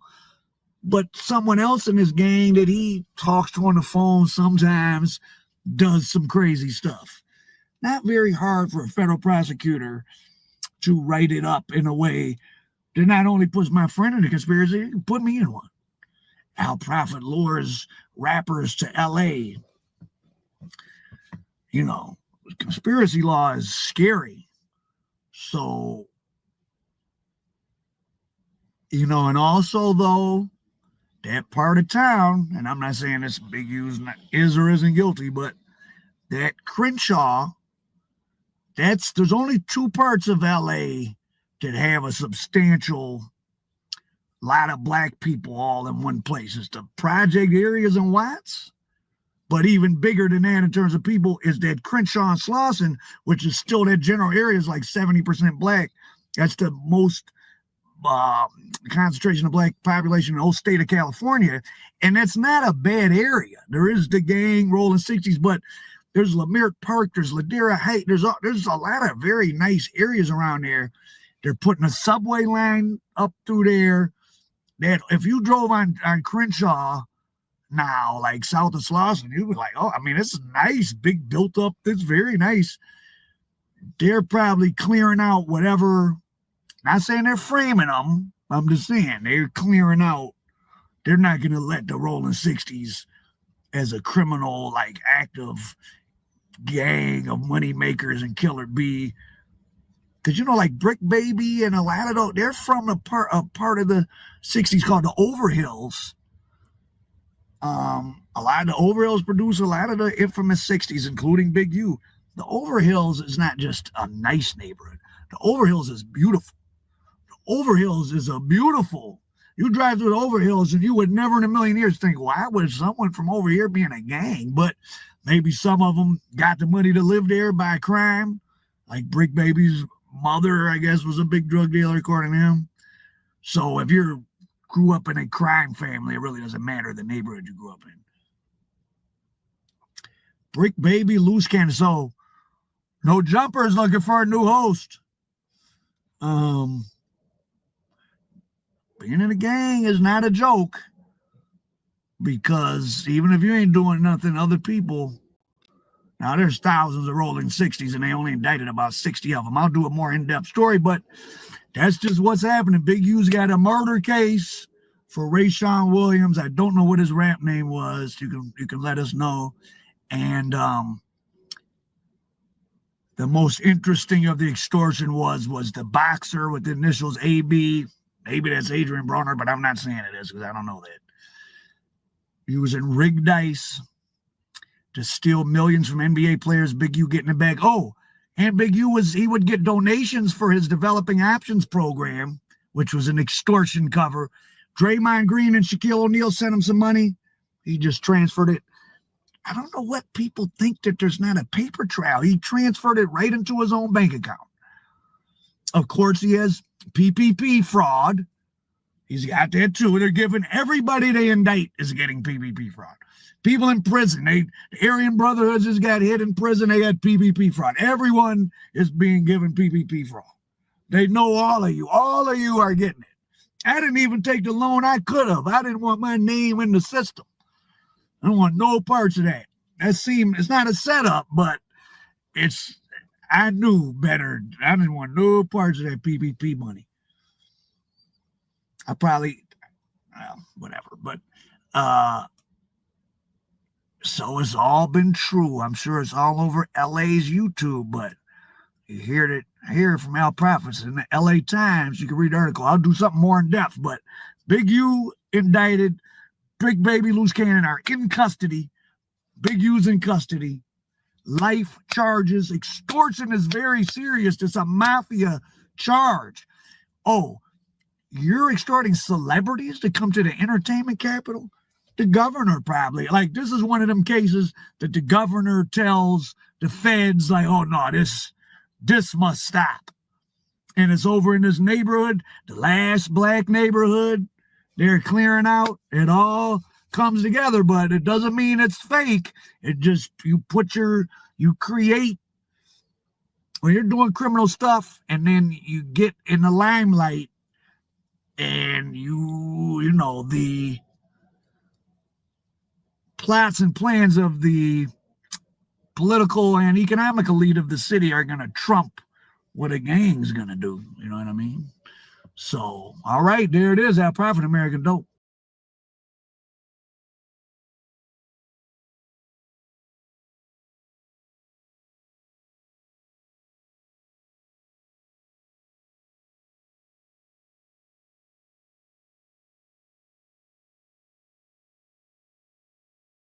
Nobody wins when the family feels.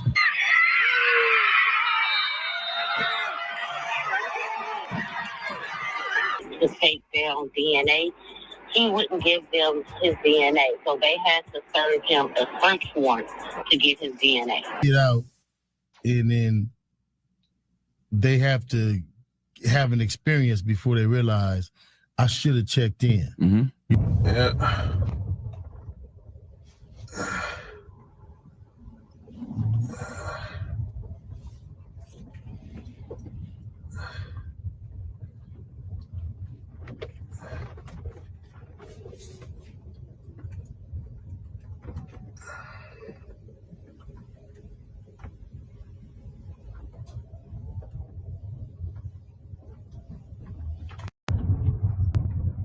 The acting United States Attorney here in Los Angeles.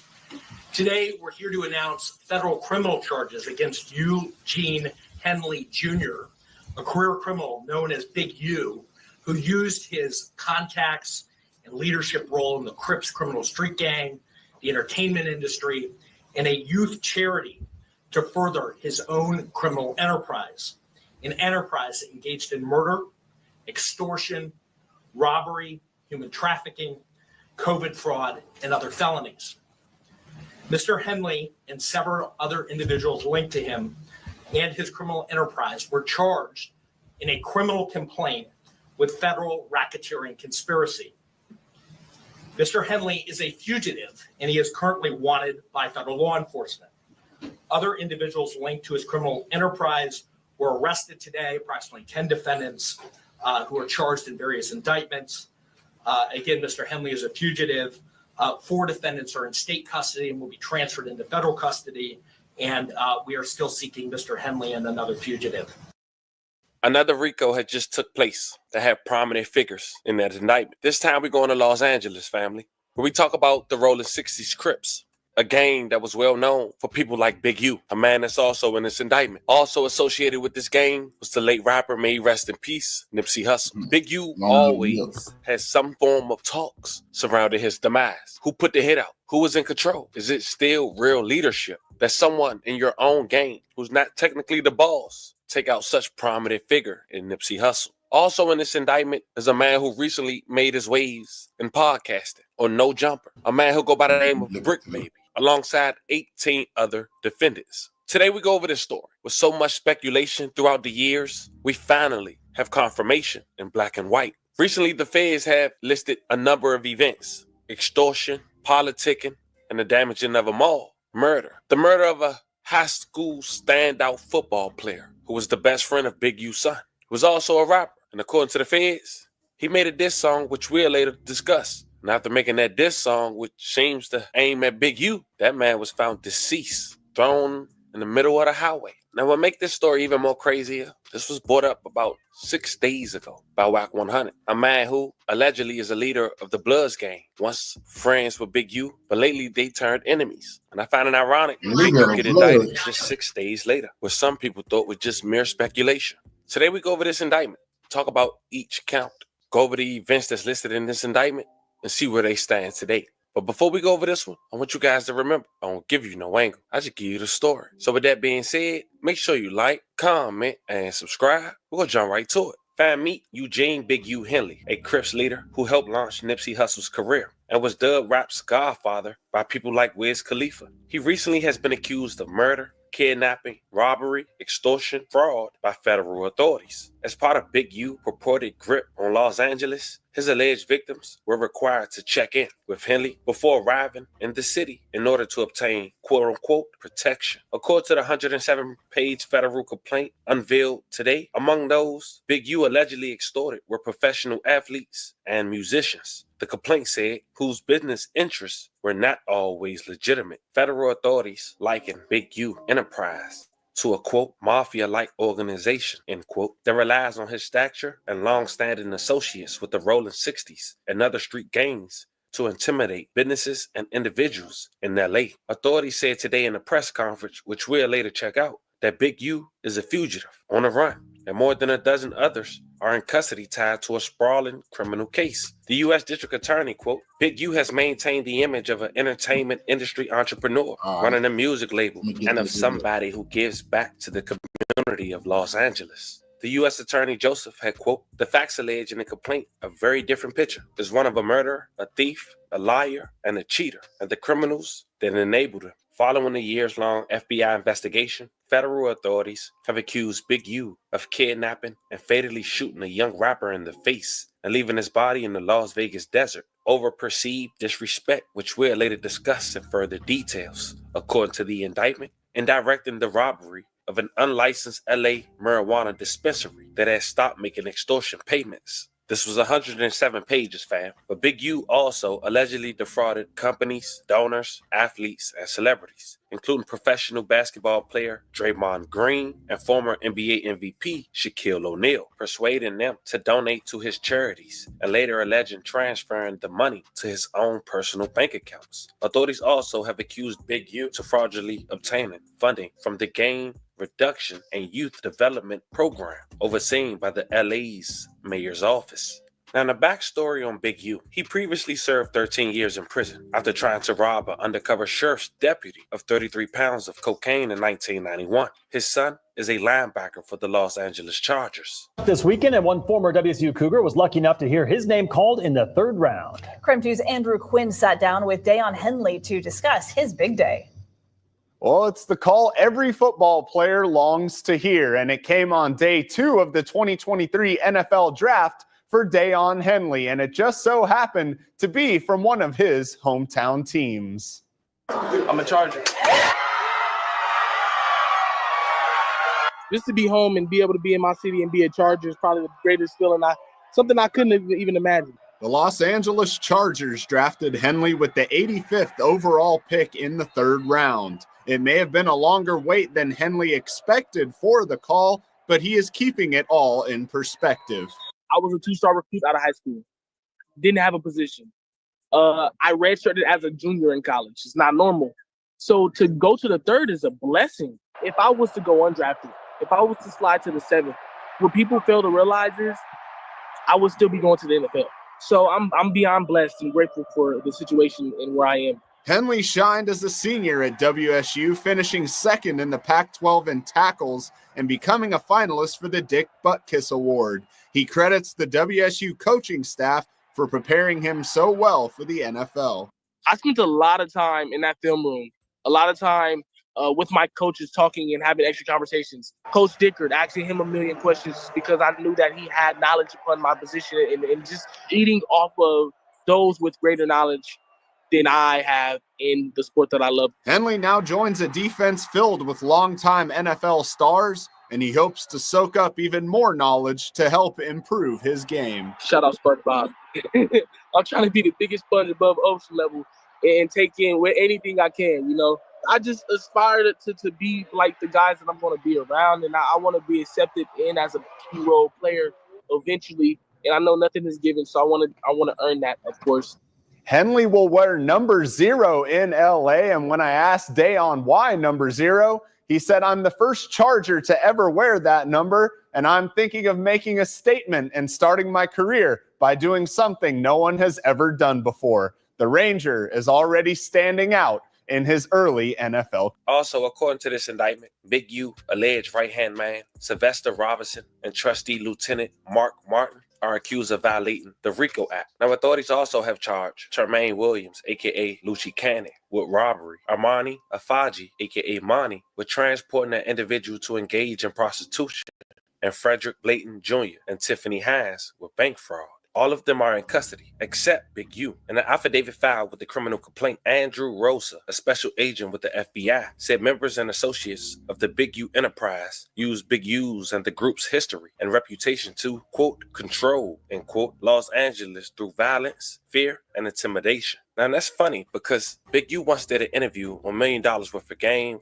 with Wallow and Gilly, and he spoke about how he handled disputes or problems within his own camp. Also, on this show, or on this episode rather, was Rock 100. Check out about 60 seconds. But let me tell you, she tell a nigga, you know, I don't even think it was for the rest of the table to hear, but she tell a nigga on some deep shit. She said, "Yeah, nigga, because you're getting soft." What? And he say, "Hey, So let me tell you. no, hold on, wait, hold on. After I tell a story, But so you know me. It was more to the story. I'm instigating. Damn, getting soft. So now it's out the whole table. She looked right at me. Yeah, Gilly, nigga, getting soft. Now So now he gotta say. Now he gotta speak up. No. See what I tell you about? I ain't getting so.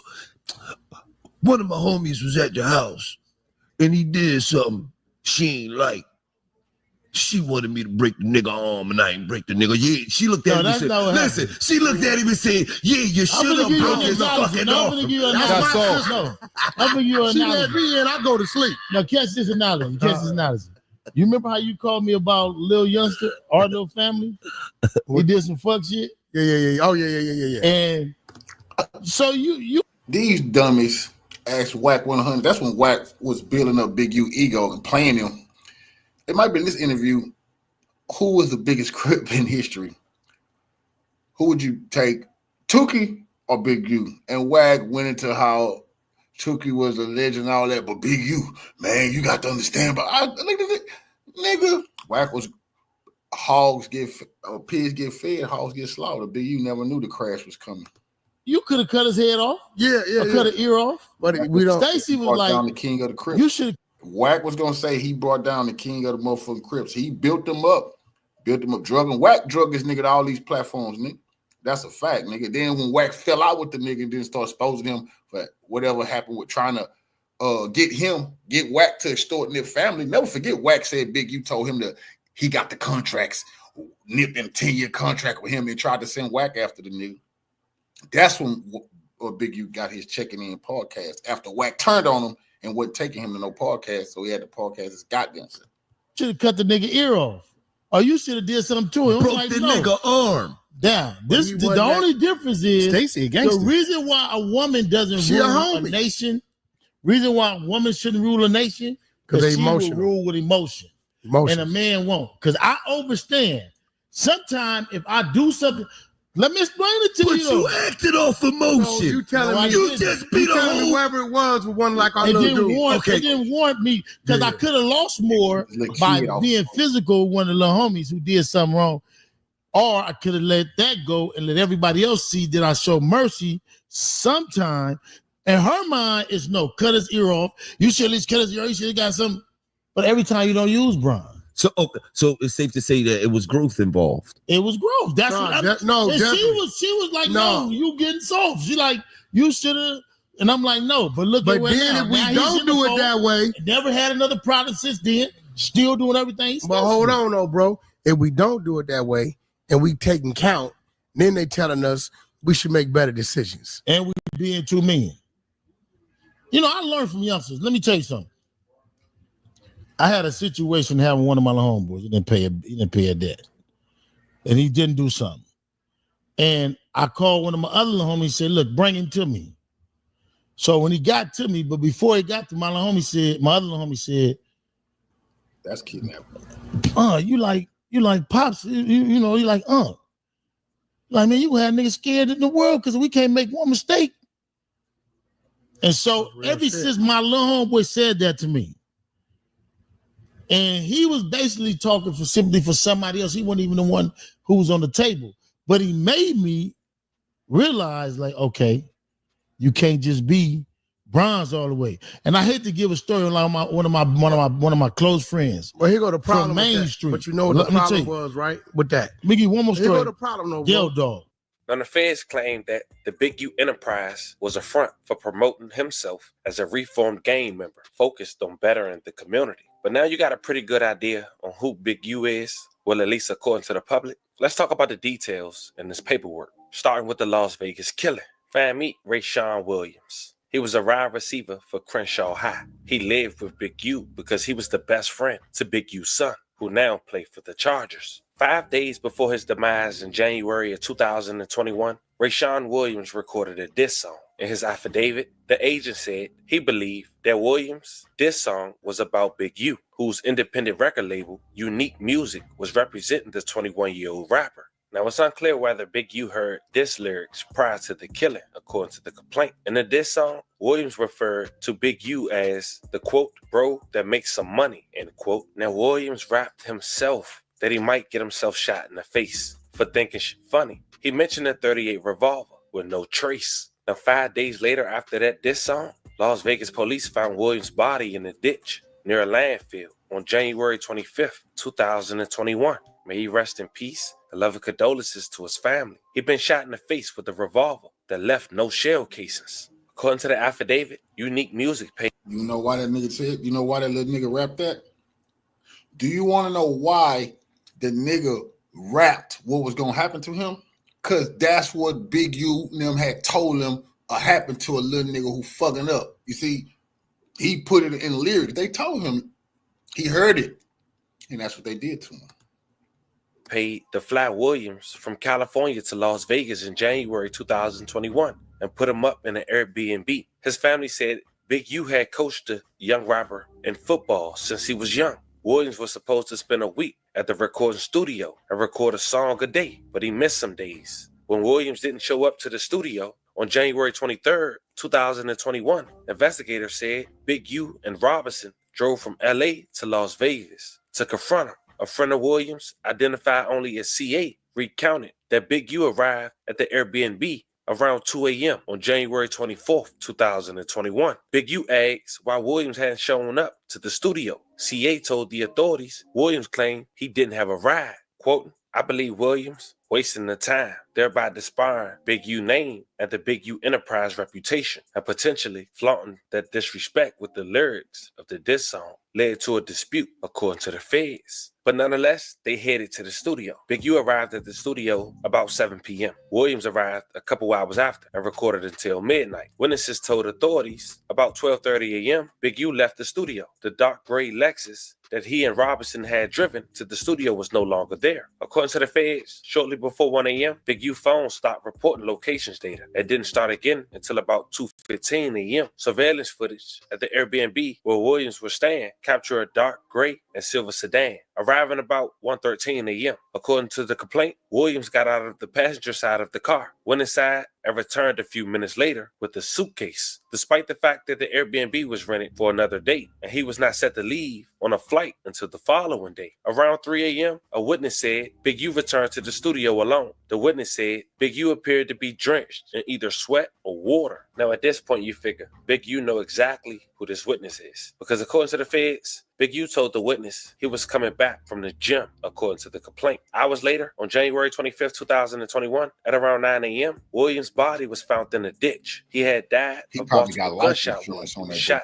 in the face. Authorities compared DNA collected from Williams' body to Big U's DNA profile. The result was inconclusive, but Big U, quote, could not be excluded, end quote, as a suspect, according to the complaint. Also documented in the complaint following the homicide, Big U allegedly arranged for recording equipment from the studio to be removed and surveillance video to be destroyed. The feds wrote that they believed the footage would have shown an altercation between Big U and Williams the night of the killing, and at minimum, Big U and Williams leaving the studio together shortly before Williams' murder. A month after Williams' death, the FBI LA Metropolitan Task Force on Violent Gangs launched an investigation into Big U Enterprise and its association with the Rollin 60's. Now, in this indictment, it also pointed out that Big U is considered an original gangster, an OG.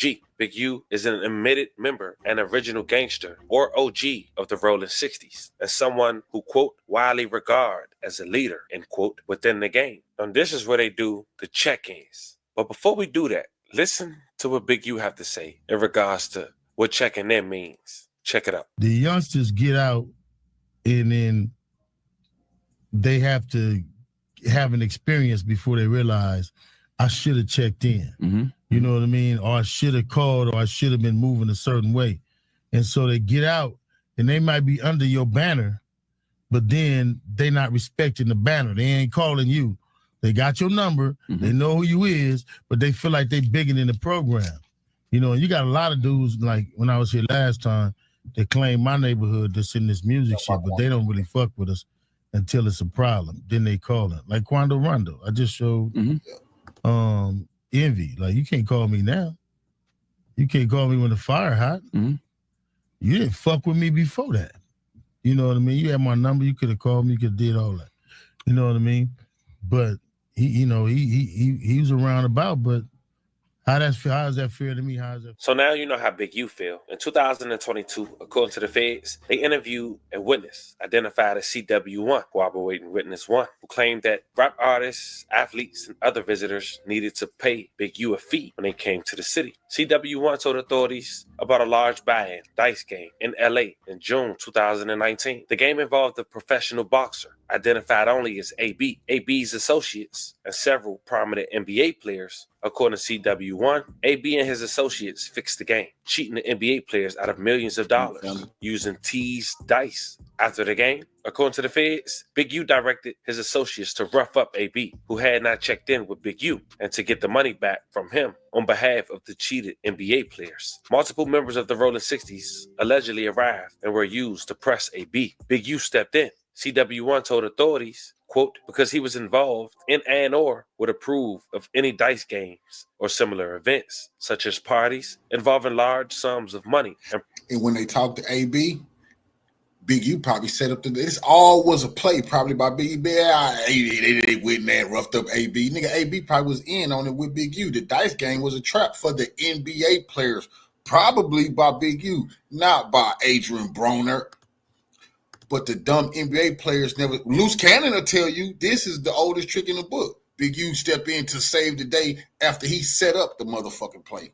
and prominent NBA players and celebrities, end quote, in the city. According to the complaint, CW1 knew other times in which NBA players or celebrities would need to get approval in advance from Big U to ensure their safeties at events such as parties, games, or advertising shoots. CW1 said the celebrities would have to pay Big U for protection and approval or face retaliation from Big U Enterprise. In a monitored meeting between Big U and someone identified only as Victim 1, Big U recounted that he got into it with AB after AB cheated a current NBA All-Star out of $1.5 million and a former NBA All-Star out of $5 million. Big U also talked about charging the players $100,000 to get their money back. In a podcast Big U hosted called Checking In that was on World Star Hip Hop, he said every city he goes to, he quote, I check in with somebody, end quote. But he has denied charging fees for those coming to LA, quote, I never made no athlete, no robber give me nothing, end quote. Big U said in the interview with Genius, a digital media company, they reach out to me because they feel a connection to me and my neighborhood for whatever that reason. Now the next segment in this complaint will be titled How to Rob Yourself. The complaint laid out various robberies allegedly carried by Big U Enterprise,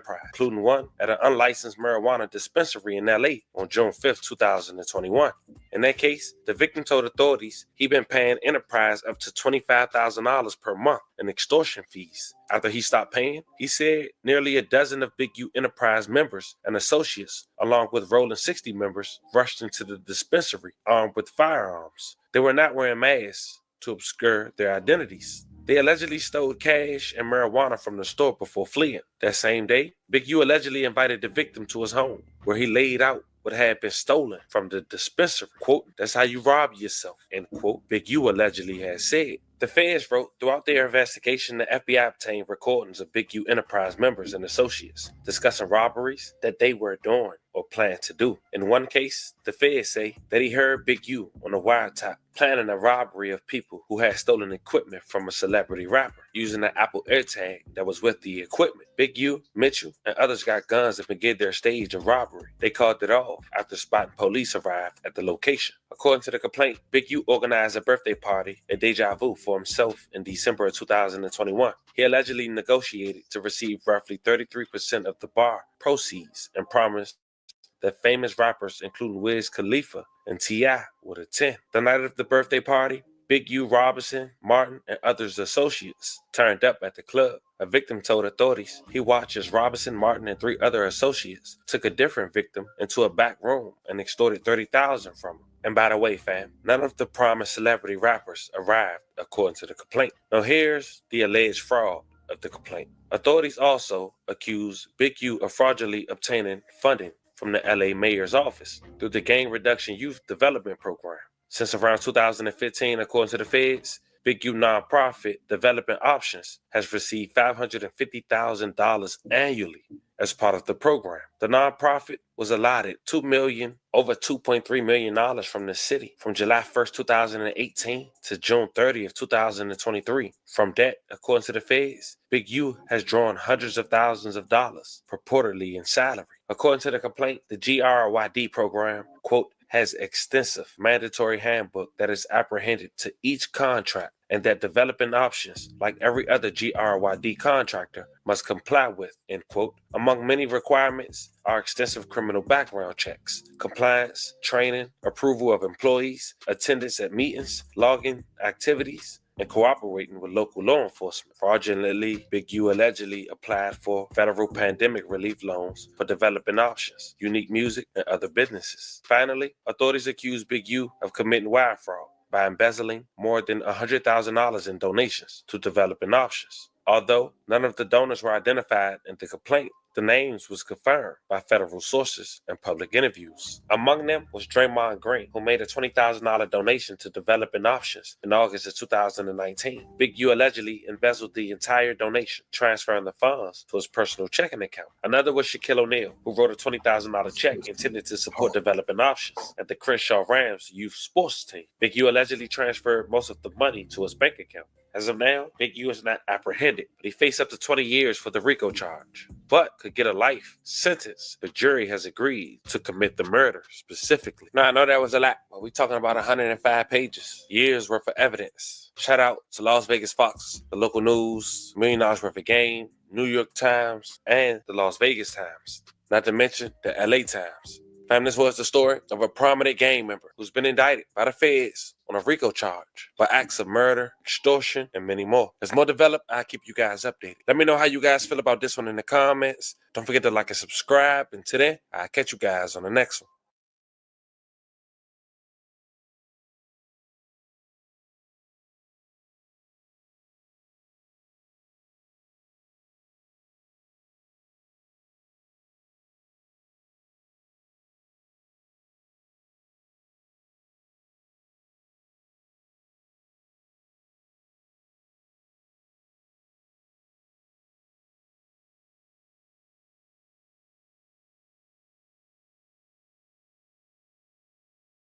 Salute that. #1 Tupac channel host, Valentino. This is SB the Ghost. LOX, keep shining and grinding, brothers. Do what you do. It took place in just the past 24 hours, and the charges range from racketeering to murder. Eyewitness News reporter Rob Hayes is live in downtown LA. Joins us now with some of the details. Rob. Yeah, it sounds like the Crips have been crimped. The FBI announcing that they made a sweeping bust of the Rolling 60's Crips gang, but are still looking for its longtime leader. Now, here's some Air 7 video from earlier this morning showing some of the alleged gang members being processed in tents at the FBI's Los Angeles office. Search warrants executed at 6 different locations today. Hundreds of agents and officers arresting 10 people.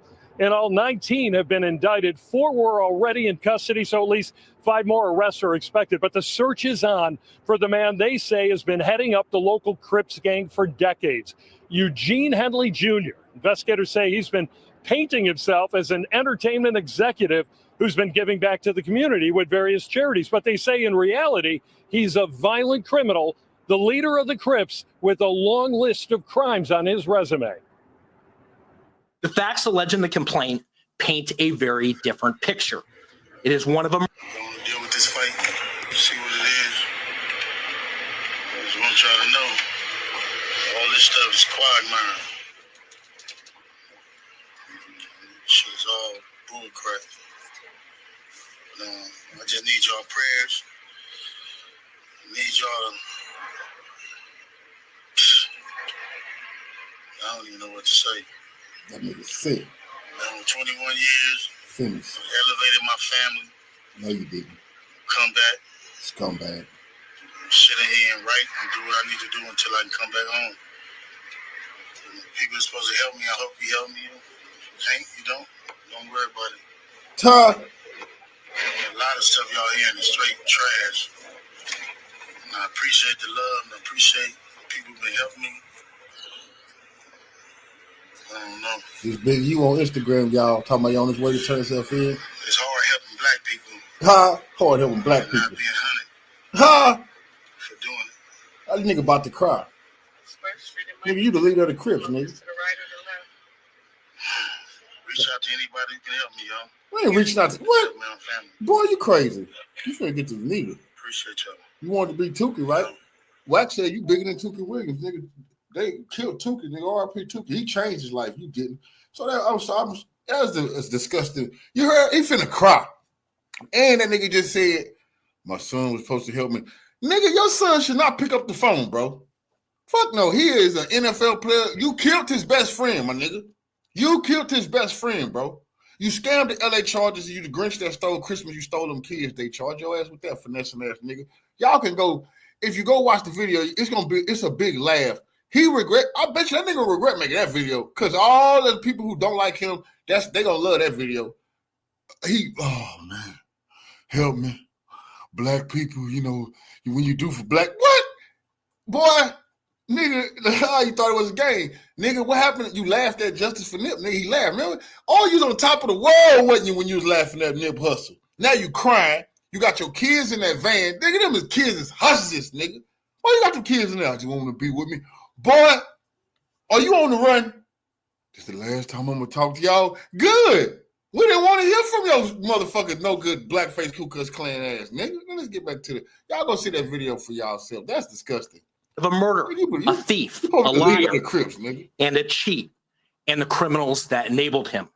For example, Mr. Henley engaged in a murder of a musician signed to his label in 2021 and dumped the victim's body in Las Vegas off of the I-5. I was wrong. I thought this nigga was going to say, I ain't going back. This nigga, boy, you putting hits on people and you crying and black people, nobody want to be there for me. This guy, man, that must have been AI. That nigga better say my account was hacked. That's AI, nigga. Nigga, I ain't going. You never take me alive, copper. I'm the leader of the Rollin 60's, nigga. Nigga, y'all know what it is with me. I got 10 of my toughest soldiers with me. Nigga. This is great. See, don't ever try to be a blackface Ku Klux Klan member. It don't work out good for you. You see what happened to Big U? This was one of the biggest and baddest extorters and shakedown artists in the history of hip-hop. Big, bad Big U. Oh, the character Debo was about him. This nigga crying on the way to jail because he knows his ass ain't finna get out. But I'm going to tell you this. You want to know why that nigga turned himself in? Because he don't want to die. And they don't want to die. Nigga, them streets will eat this nigga ass alive right now, nigga.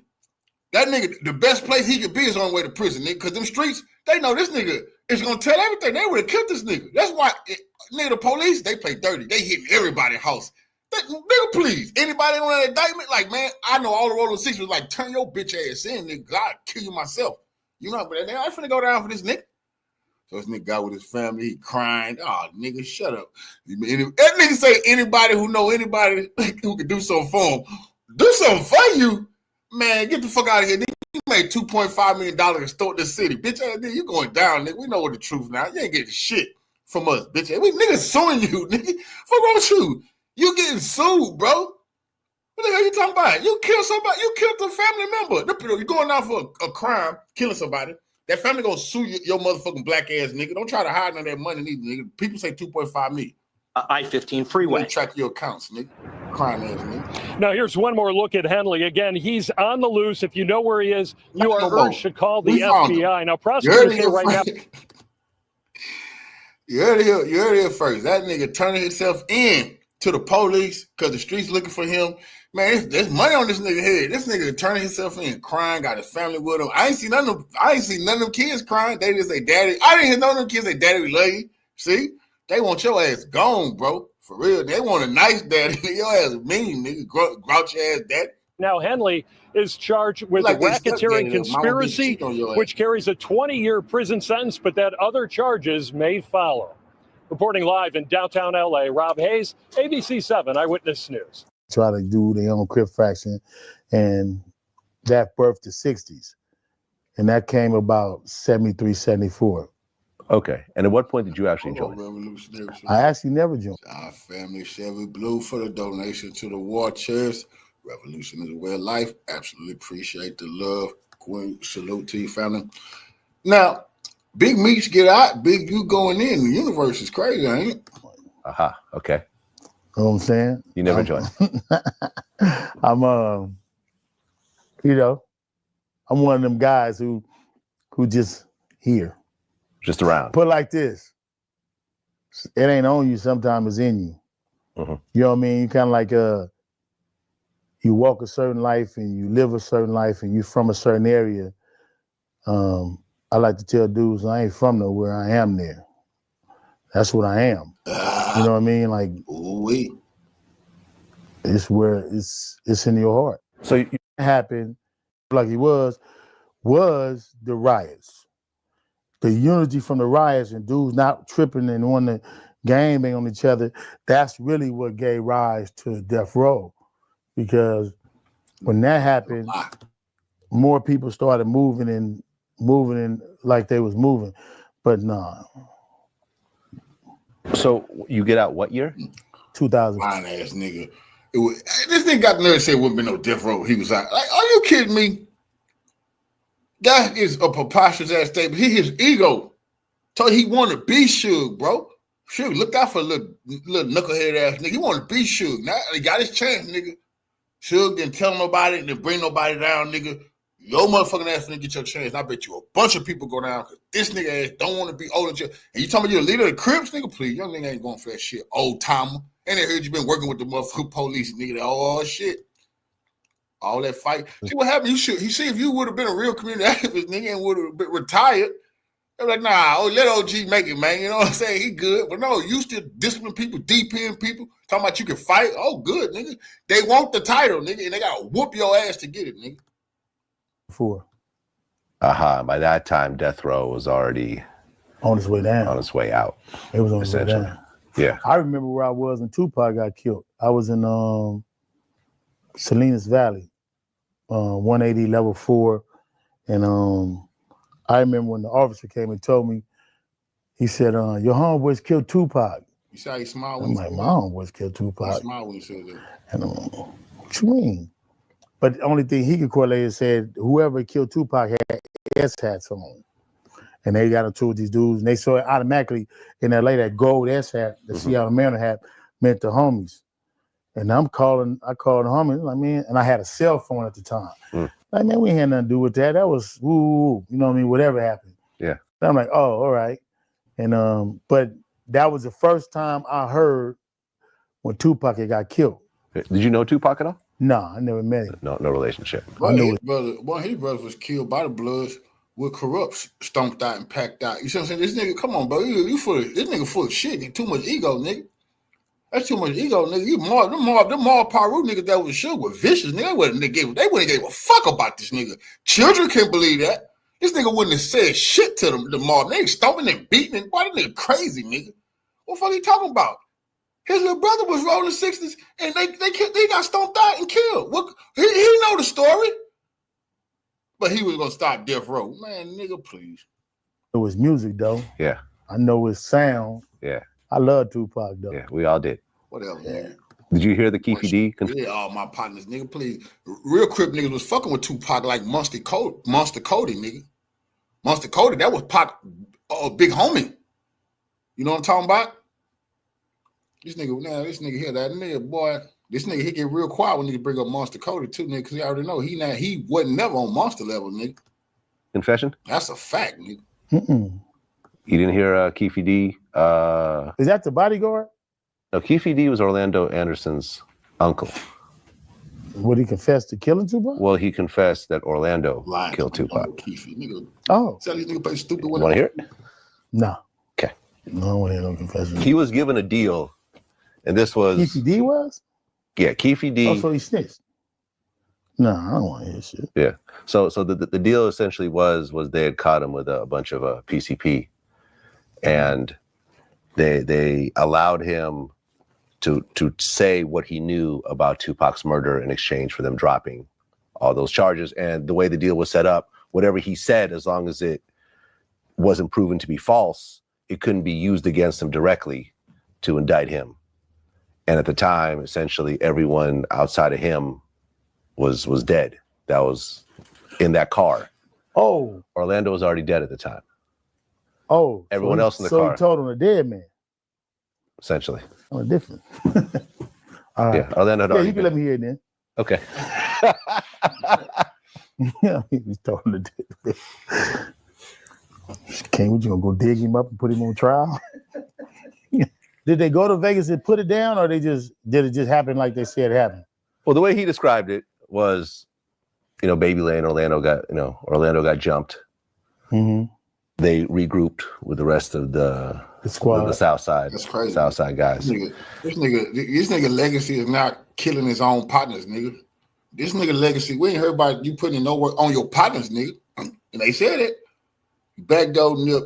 Now they saying you backdoor this little young rapper. He from your hood, rolling 60s. Used to be a football player. Your son, best friend. You see what I'm saying? Sneaky murderer. This nigga a sneaky murderer. And one of the guys had a gun, and they went looking for him. They went to Club 662 originally, but they weren't there yet. And then they were driving around, and then some girls were like, Tupac. And they saw Suge's car with Tupac in it. And Orlando took the gun and opened fire. Yeah, correct. Orlando ain't killed no wow. And yeah. That's how it happened. Well, that's the way he described it. Well, it kind of sounds like how it happened. Yeah. Everyone I've talked to has pretty much said that's not happened. No, they all told me the same story. even before I heard the key. That's how it happened, right? Those all lies. Yeah, that's kind of how I heard them too. I know they Yeah. kill Pac. That's the story. But when did he get that? I mean, this happened a few years ago, but the tapes recently got published. Kevin I actually Gaines, interviewed Officer Greg Kevin Kading, Gaines killed Pac. who was the head. That's the cop? That's the cop that got him to confess. And yeah, I mean, I've interviewed everybody around. I How you interviewed. do a deal? How did they even come up with that? We're gonna give you immunity if you tell us. Well, they were trying to solve the Tupac murder. It had been a cold case now for. They were trying to cover up Biggie. It was like 10 years or 15 years by that point. Interesting. So you get out.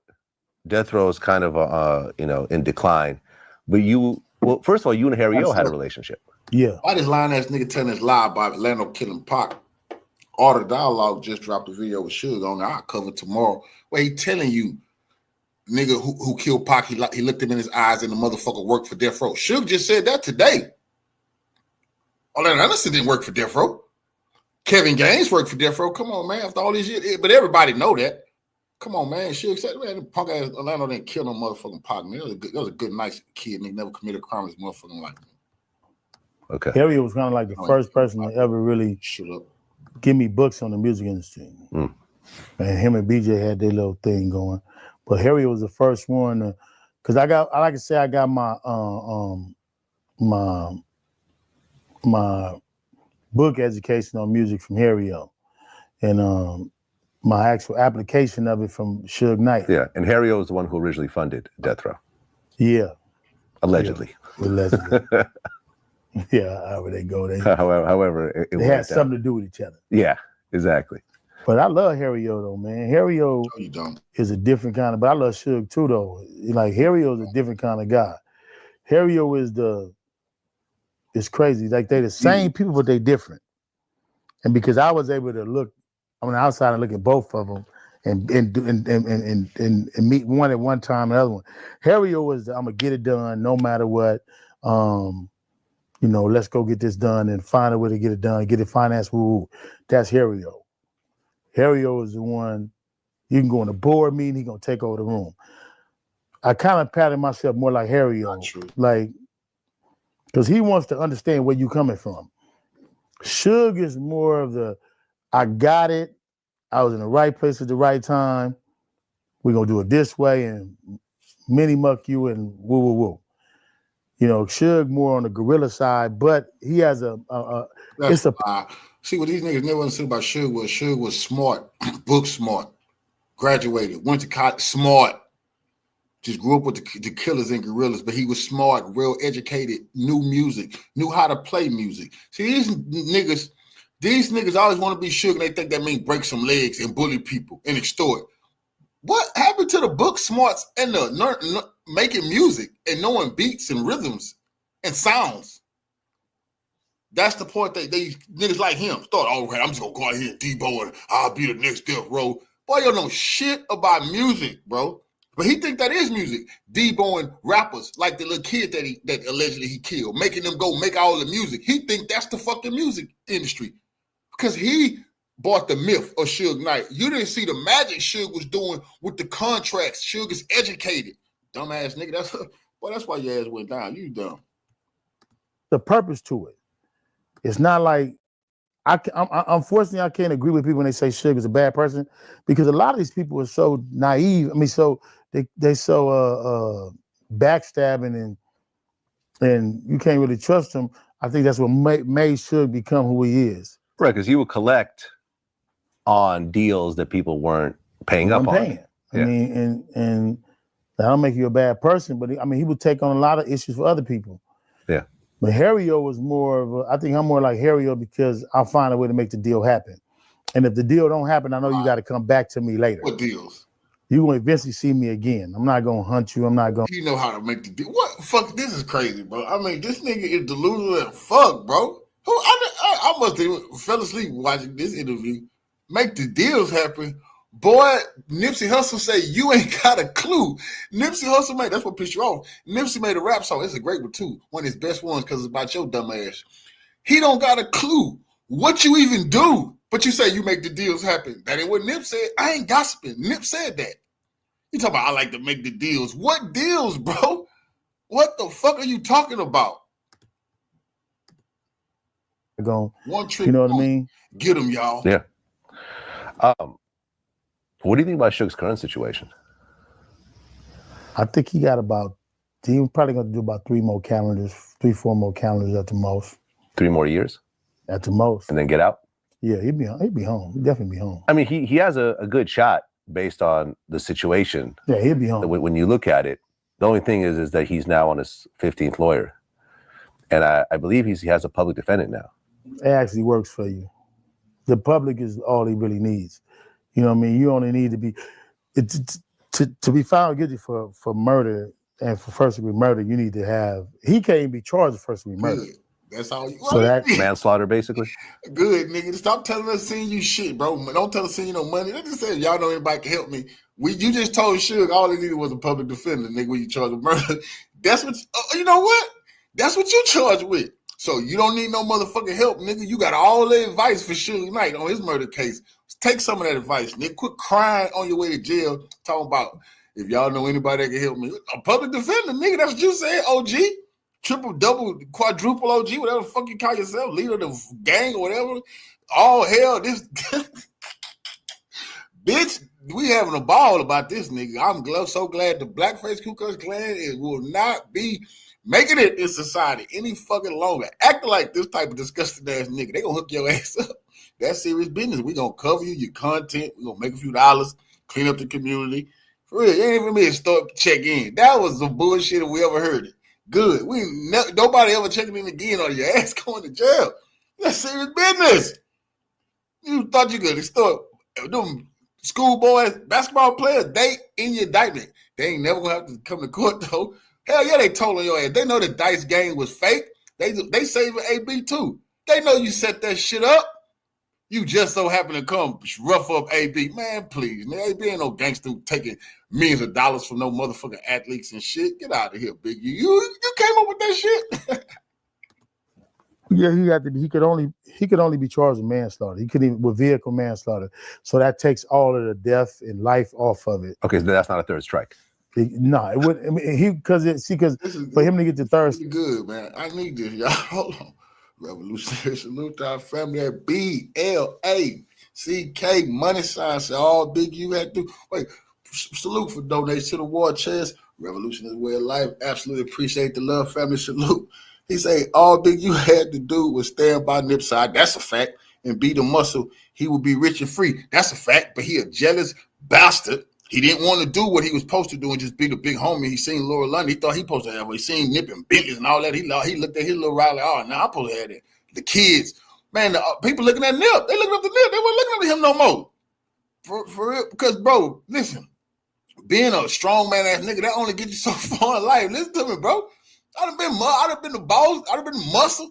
That only gets you so far, bro. And it will trick you into believing that everybody owe you at all times because whatever the fuck you did. It can fuck up a real nigga.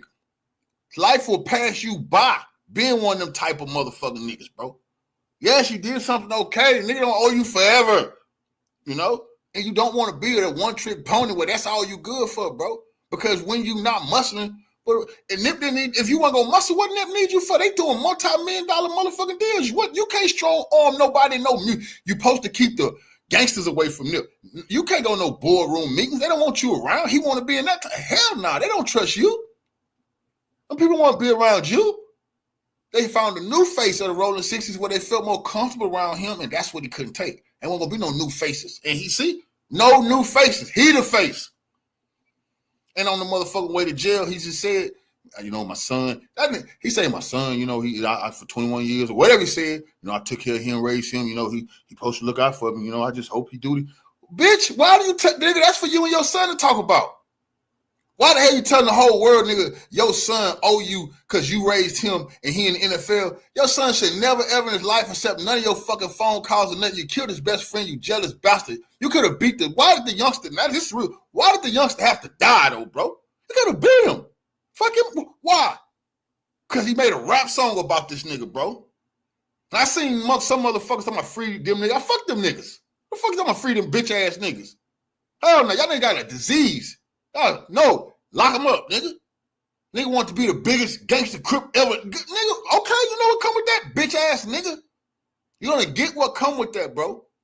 Serious business, nigga. Don't try to. He want to extort his son too. That nigga disgusting, bro. This nigga disgusting ass nigga. It's the end of this nigga.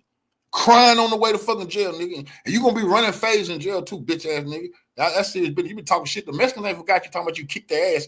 I seen that video. You said you beat 15, 16 Mexicans up. The Mexicans made a bunch of videos. You know that. They made a bunch of videos about that. And let me say this too for everybody who don't know.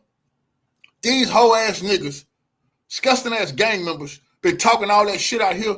But then they've been going to prison, federal prison, and then they've been letting the Aryan Brotherhood and Mexican Mafia run that shit, man. I've been said that, but that's the fucking truth. There's some real motherfuckers in jail, you know. But the Aryans run that shit.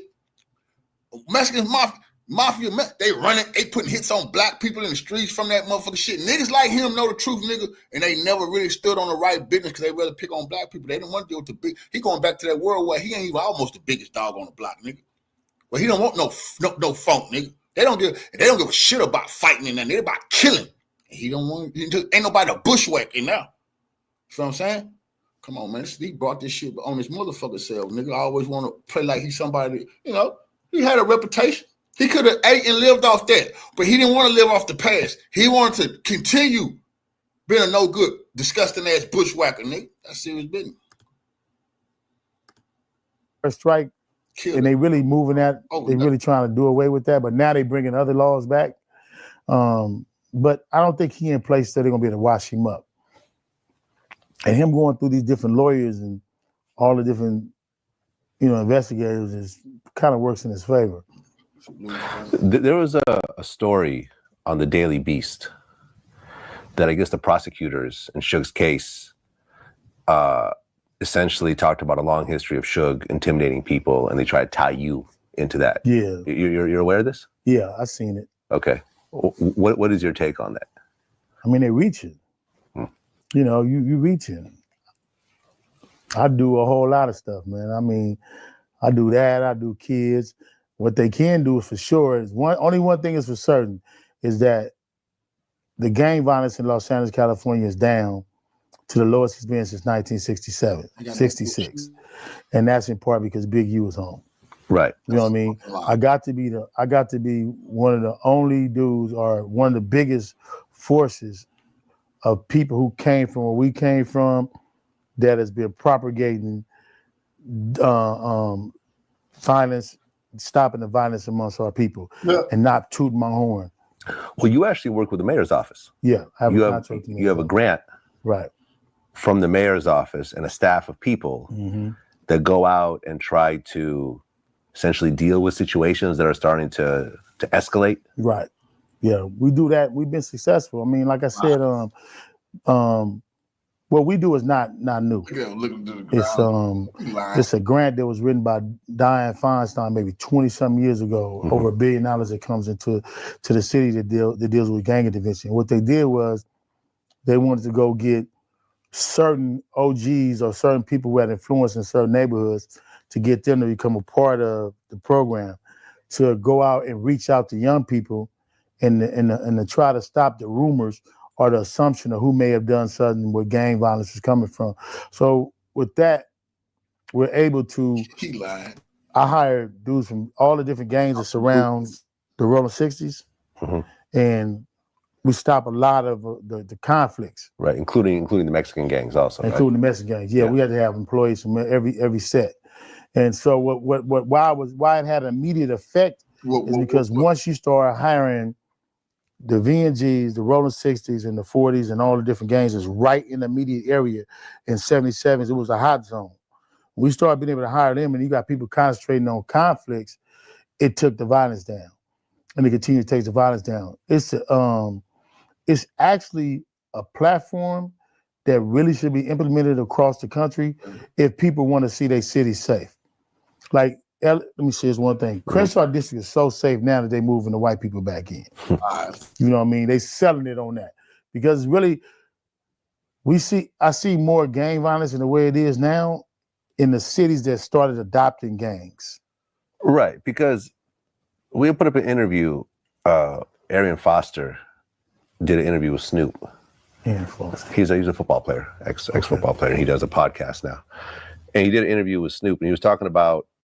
As an OG of the game, you have to like step back and be like, holy shit, yo, there's Crips in New York. There's Crips in Boston. Everywhere. There's Crips in Florida. Like, everywhere. That shit is insane. Y'all started in that Vietnam, shit. nigga. There's Crips in Vietnam? Yes, I didn't know that nigga. shit. A whole set. They started in my city in Long Beach. That's insane. The whole country cripping. It's crazy. You know, being originally from that area, when you saw all this start to spread, you started seeing Bloods in Louisiana and you know, Bloods in New York. Bloods everywhere. You know, Crip, yeah. You know what I'm saying? Crips in Little Rock. Right. And that whole kind of phenomenon. Like, what is your take on that? I see it's a culture. It's what people is adopting. I don't have a problem with it, to be honest with you, but I do have a problem with us not, or people not morphing into something better. Somebody asked me, do I feel like the neighborhoods would be worse or be better off if gangs weren't in them? I say this: if the gangs mature into men, and it's not about the violence, the drugs, and the buffoonery, then you have an organization that can help your community. It's really about the people making the decisions in the community. If your mentality is not about helping your community and cleaning your community and being a sign and beacon light in your community, then of course you should be removed. But it's about, and your ass get removed. Like me, for instance, right? I don't have no tattoos. I'm not a gang member. I'm a community member. Yeah. You know what I mean? And I'm for the people in our community. I would like to see the program that I have implemented in every community because it's been successful. What we do with the kids, what we do with the homies that's coming home from prison, offering them jobs, helping them do stuff is you know, you can say what we used to be, but you can say now as men we make decisions that are productive to our community. So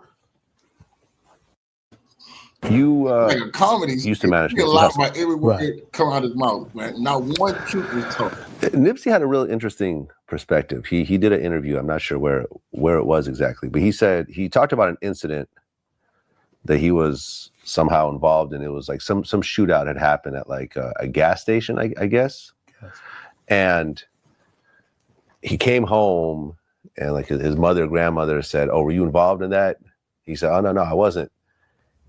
But they had video footage of the whole thing. And he said he saw over the next few weeks, all the homies started getting arrested and everything else like that. And he realized that at that point, the way he had been doing things is no longer going to work because of the cameras and because of the level of surveillance.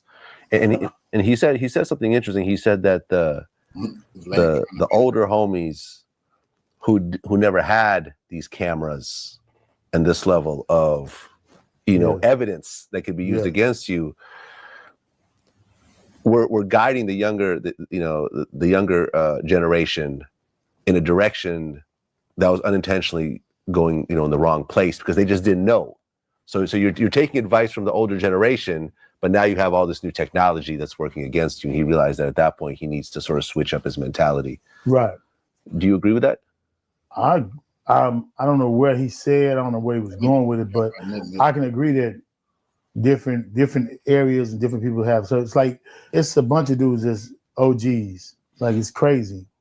But because of where it's structured, it's not me, because of where it is, there's no real structure. But yeah, you would, to even go through the stuff that we went through when we was younger, before the cell phones and these cameras on the blocks, and get away with it. Right. You could get away with damn near anything back in the day. It's and ridiculous. I mean, if you think about, you even take it back 100 years where you could shoot someone and move to the next town over. Change your name, shave your beard, and it was over.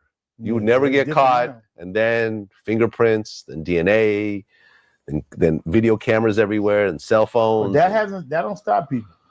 I mean, you don't think it slows people down a little bit? When you mad, you mad.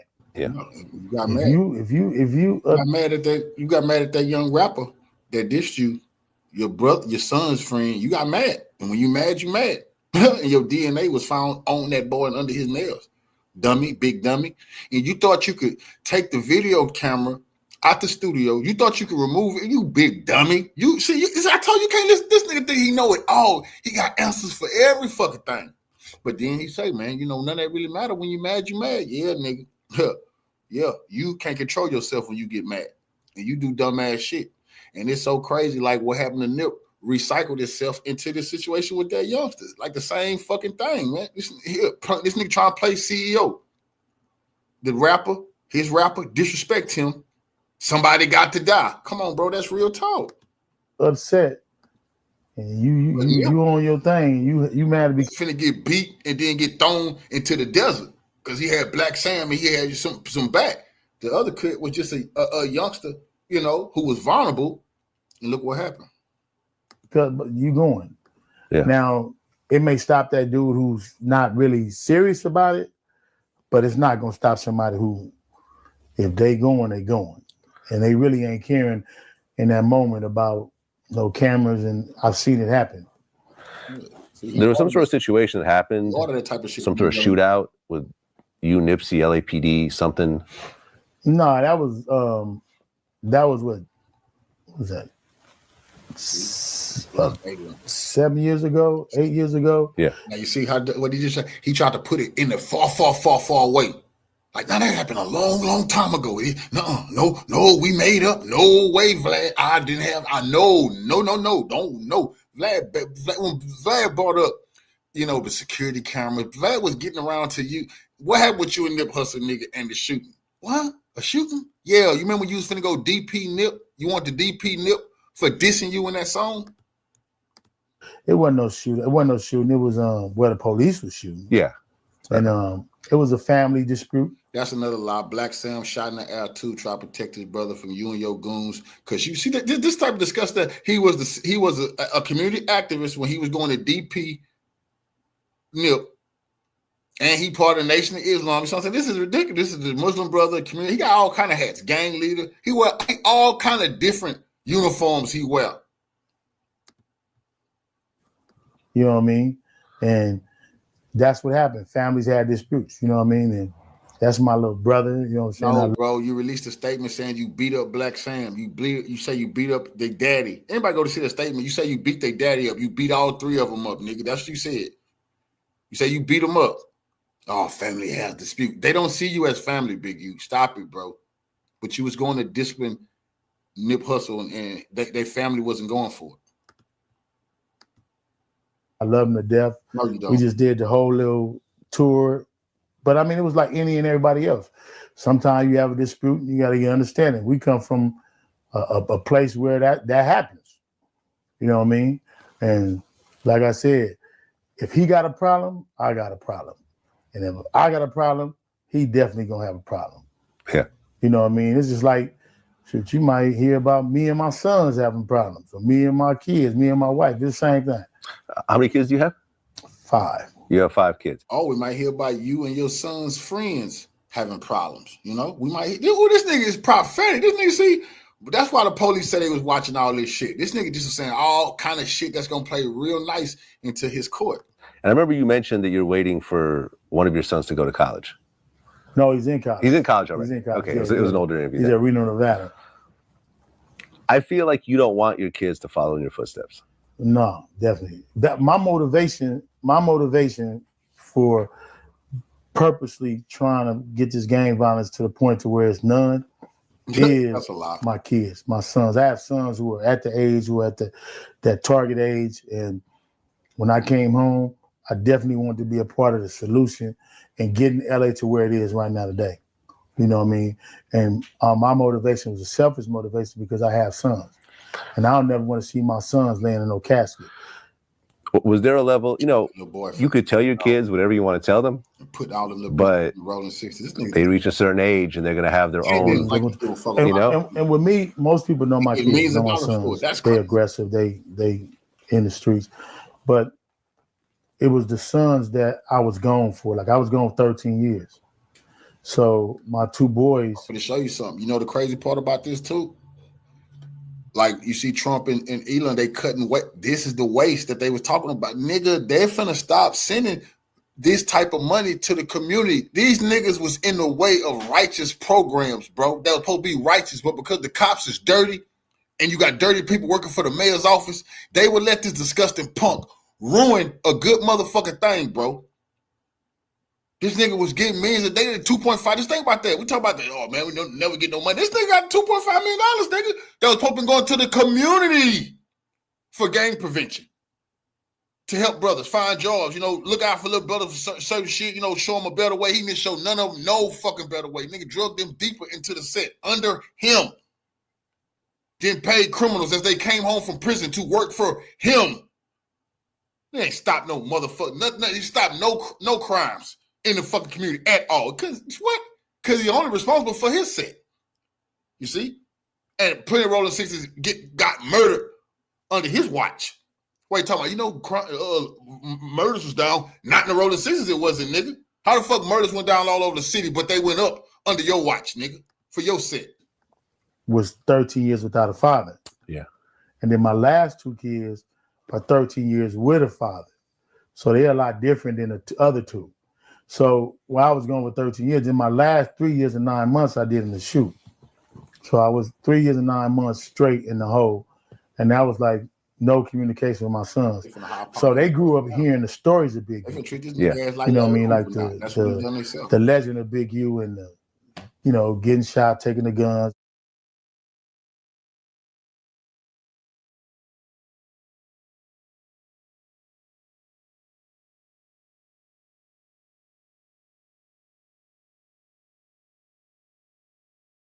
Now we got Whack 100, y'all, trying to cover up his tracks.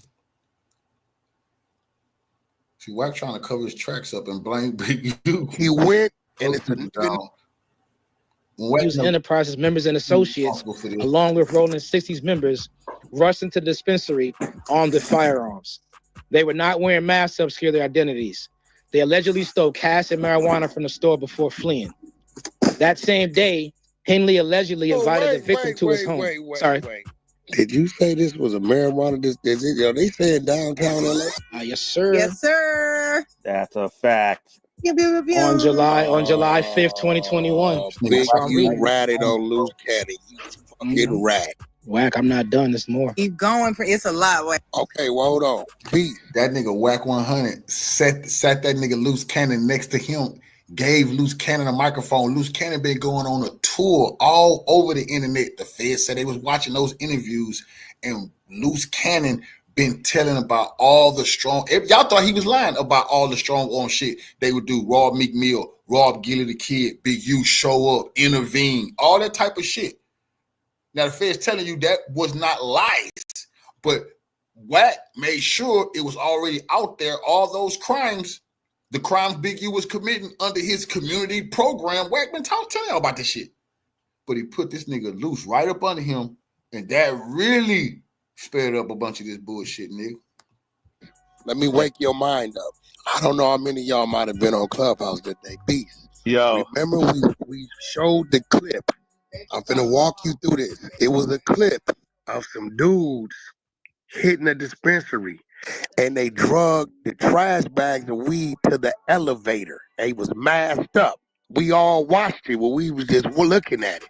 They all had masks. It was like 8 big ass 40-gallon bags of motherfucking weed, right? I know where you're going. I know where you're going, Whack. I remember that shit. You all remember that? Definitely, I so remember. Absolutely remember that.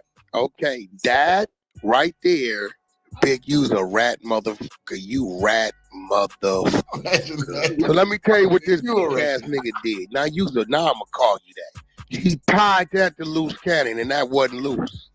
He tied that to Loose Cannon, mad at Loose Cannon because Loose wouldn't do a play for him. He went, and it's a nigga named Monster, aka Dale. This is why Loose did what he did a couple months ago. He called me out of nowhere and said, record this call. And I didn't realize who was on the call. I'm going to find it. I got the nigga on the call. He's saying he got to go lay down and do 10. And he said straight up, he told on Big U for extorting it. Big U got snatched in there and probably tried to give him and tell him Loose Cannon was the one did the move. I remember he put it in the streets that Loose Cannon was the team that did that move, and that was not Loose Cannon. That's why Loose is on the list. That nigga wanted Loose Cannon to run a play. Loose Cannon told him, fuck you, nigga. And guess what they got Loose for, Wack? A robbery. What? Booyah. I'm telling you, I'm putting it together. That nigga lied on Loose. That wasn't Loose team did that. He lied on Loose. I know Dale. I know him personally. He lied on Loose. All they talking about, man. You know Dale, huh? You know the dude who really did the robbery, huh? You got the audio of him telling him confessing the robbery, right? Say more, what? Up in the Hollywood Hills, are they mentioning that in there? Let me keep going? Yeah, keep going. They were not wearing masks to obscure their identities. They allegedly stole cash and marijuana from the store before fleeing. That same day, Henley allegedly invited the victim to his home, where he laid out what had been stolen from the dispensary. That's Dale. That's how you rob yourself. I'm gonna find it. Go ahead. That's how you rob yourself, Henley allegedly said. So that person, right? That's how you rob yourself, Henley allegedly said. Rosa wrote that throughout the investigation, the FBI obtained recordings of Big U Enterprise members and associates discussing robberies that they were doing or planned to do. This is where they named Mitchell. In one case, Rosa said, he heard Henley on a wiretap planning a robbery of people who had stolen equipment from a celebrity rapper, using an Apple AirTag that was purposely with the equipment. Henley, Mitchell, and others got guns and began to stage the robbery. Slow down. Slowing down. They stole equipment from somebody's studio? It doesn't say studio. It says they heard Henley on a wiretap planning a robbery of people who had stolen equipment from a celebrity rapper. So they heard Henley on a wiretap planning to rob the people who had stolen equipment from a celebrity rapper. Okay, I know where they're going with that. Okay, keep going.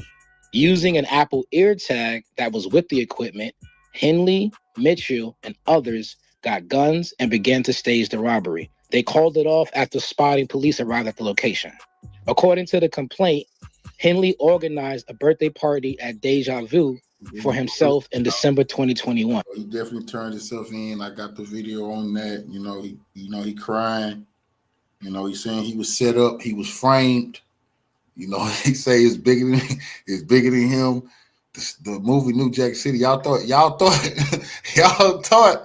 y'all seen something in New Jack City. Y'all ain't seen nothing yet. He say y'all ain't seen the last of Big U, man. He coming back, man, because he was framed. He set up. It's a lot in 2021. He allegedly negotiated to receive roughly 33% of the bar proceeds and promised that famous rappers, including Khalifa and T.I., would attend. The night of the birthday party, Henley, Robinson, Martin, and other associates turned up at the club. A victim told authorities he watched as Robinson, Martin, and 3 other associates took a different victim into a back room and extorted $30K from him. None of the promised celebrity rappers arrived, according to the complaint. You know what's crazy about it? It's the same. That's Dale again. No fucking way. Yeah, he be doing parties and shit. Listen, I botched something up and didn't know it. I booked it. What's nephew named Sada Baby a couple years back, and I didn't know I was booking it for Dale. Actually, I did. I booked it for Dale, and Dale said, I was wondering. He said, Wack, you got to come. I said, what you mean I got to come? I'm going to make sure you're there. Nah, Wack, you got to be there. What you mean I got to be there, bro? I don't fucking do club. Wack, just, I'm going to feel comfortable. I give you the money, you give it to them. He said, Wack, you come get the money from me. I said, all right, cool. Wack, the biggest hip-hop villain ever, bro. That shit is big. That nigga took Big U. That nigga took down Big U. That nigga going at Jay Prince. That nigga just the biggest villain ever, bro. That's why I say, that's when I knew shit was dead. Like, I don't want no violence. But Wack is getting away with this. This the end. The streets is definitely dead. But this is sad that the streets went out like this. If they let Wack be the last man standing, bro, we never gonna fucking hear the end of it, bro. I don't want no violence. But if they let Wack be the last man standing, oh, Lord have mercy. So when I show up, shit get weird. I turn and say, hey, listen, I don't know what you think has got going on, but it can't go on right here, right now, now while I'm conducting business. They say, Wack. I said, listen, bro, I'm going to tell you once. That's it. When I put my hands up, shit start moving around in the parking lot. They like, Wack. I said, homie, I'm here to conduct some business, make sure nephew get in here and get up out of here. That's it. Whatever y'all got going on ain't my business. You just can't do it while I'm standing here. Now, if you want to do that, then it's going to be this and that. It ain't worth it, homie. Right? So they looked at me and they let it be. So I'm looking at this nigga Dale like, bro, what the fuck you got going on? He called me the next week. Hey, bro, think you can come out, bring your team to the... No, nigga. No. But somebody told me, hey, bro, you know, boy, think you did that on purpose. I said, did what on purpose? He said, book Sada, baby. So I'm not doing the math, Prince. He talking about I book the fuck me booking Sada, baby got to do with Big U. You know what I'm saying? Like I'm not putting it together. You get what I'm saying? But what you just read, that's the nigga they took in the back. Dale was already twisted on some shit. I'ma find a recording. I got it. He told us he cooperated. Big U been telling people, if you didn't hear 600 say, Big U been telling people he got to do 4 years for extortion. He been saying it. That's that. That's that. That makes sense now. But what the nigga then did, he wanted Loose Cannon to do some bullshit. Loose Cannon told him, fuck you, nigga, I ain't doing nothing. And I never forget, he told a nigga, what you gonna do? Call whack on me? He don't fuck with you, nigga. You can't call whack on me. You can't call whack no more. And next thing you know, I get a call from Loose. Look, man, I'm trying to get into the social media shit. Can you help me? Let's go back 13 months. Y'all remember this time last year, all of a sudden, I started pushing Loose Cannon? Yep. That's because he came to me and said, yo, bro, I'm trying to get off. Can you help me? Boom, boom, boom, boom, boom. I don't fuck with do. I said, you know, I don't would do. So I know you don't. Loose came to that nigga and they stopped running the play to bring this nigga ass down. And Loose claim to fame is sticking up Meek Mills and Gilly the Kid. Now we find all that shit true on behalf of Big U. See, T.I., Loose said it. Them niggas come to Cali, Big U call them. They rob these niggas and them niggas got to get with Big U. And Big U say, oh, man, let them niggas make it, man. Hey, man, why y'all didn't call me? What y'all doing trying to sneak out here? They give Big U a little hush money. Oh, my bad. It's all a play to begin with. Nigga had his own little kingdom out there. But, see, Big U need to understand something. He should have never, first of all, gotten Bill Wack 100. But then, when he allowed Suge to play him against Wack, see, this nigga dumb. He let them niggas play. He let Suge play him against Wack, nigga, and Wack just started to tear his whole empire down. You don't fuck with him, right? He said this nigga just tried to call me and whoop the whoop. I told him, fuck you, I ain't doing nothing. So boom, probably about 8 months ago, Loose disappeared. He called me. Where you at? Dago. You doing in Dago? Bro, motherfucking feds picked me up, talking about some shit with Big U, and boom, boom, boom, boom, boom. I said, what? He said, yeah, with the nigga Dale, but I don't know what the fuck they talking about. I said, who, Monster? He said, yeah. He said, but I don't know what they talking about.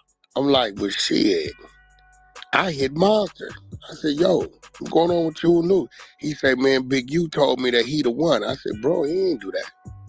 I said, why would think about it? Why would Big U tell you he the one? I don't know, that's what he said. I said, I'm gonna get you and Loose on the phone, bro. He ain't do that though, bro. That wasn't him. Loose get on the phone with the nigga. And Dale tell him in so many words, Big U ain't right. We don't know. This is why when you were just reading it, the light came on. Before you even told me they put a robbery on it. This nigga, Big U got picked. He put that on that nigga. It's gonna come out though. It's gonna be in the work. I'm gonna find that motherfucking recording. I got it. I got the motherfucker. I got it. Yeah, because Dale was told that. Big U told Dale that. You get what I'm saying? He told Dale it was, he lied on the nigga, bro. He lied on him. Said, I think I might have found it. I think that's it. This is Dale. Because Big U. With the police shit, with the feds, you know what's going on, but at the end of the day, it's like, I got my own problem. I got my own thing. I ain't know nothing what's going on besides that. Yeah, I know, but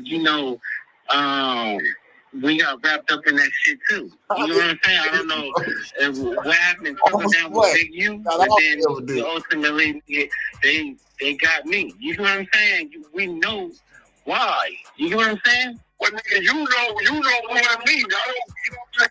I don't know, man. Shit don't make sense for me no more, bro. You know that. Bro, the feds just said they listen to this shit. Whack 100, a diabolical motherfucker, bro. He got evidence. Whack, you know damn well the feds finna call you, bro. They need that evidence. You got evidence, bro. They arrested this man saying he was in on that shit. You got evidence that it wasn't him. It was other people. You talking to some of the people. You talking to key players in a robbery that the feds was talking about today on TV. Lord have mercy. And dealing with the police, bro.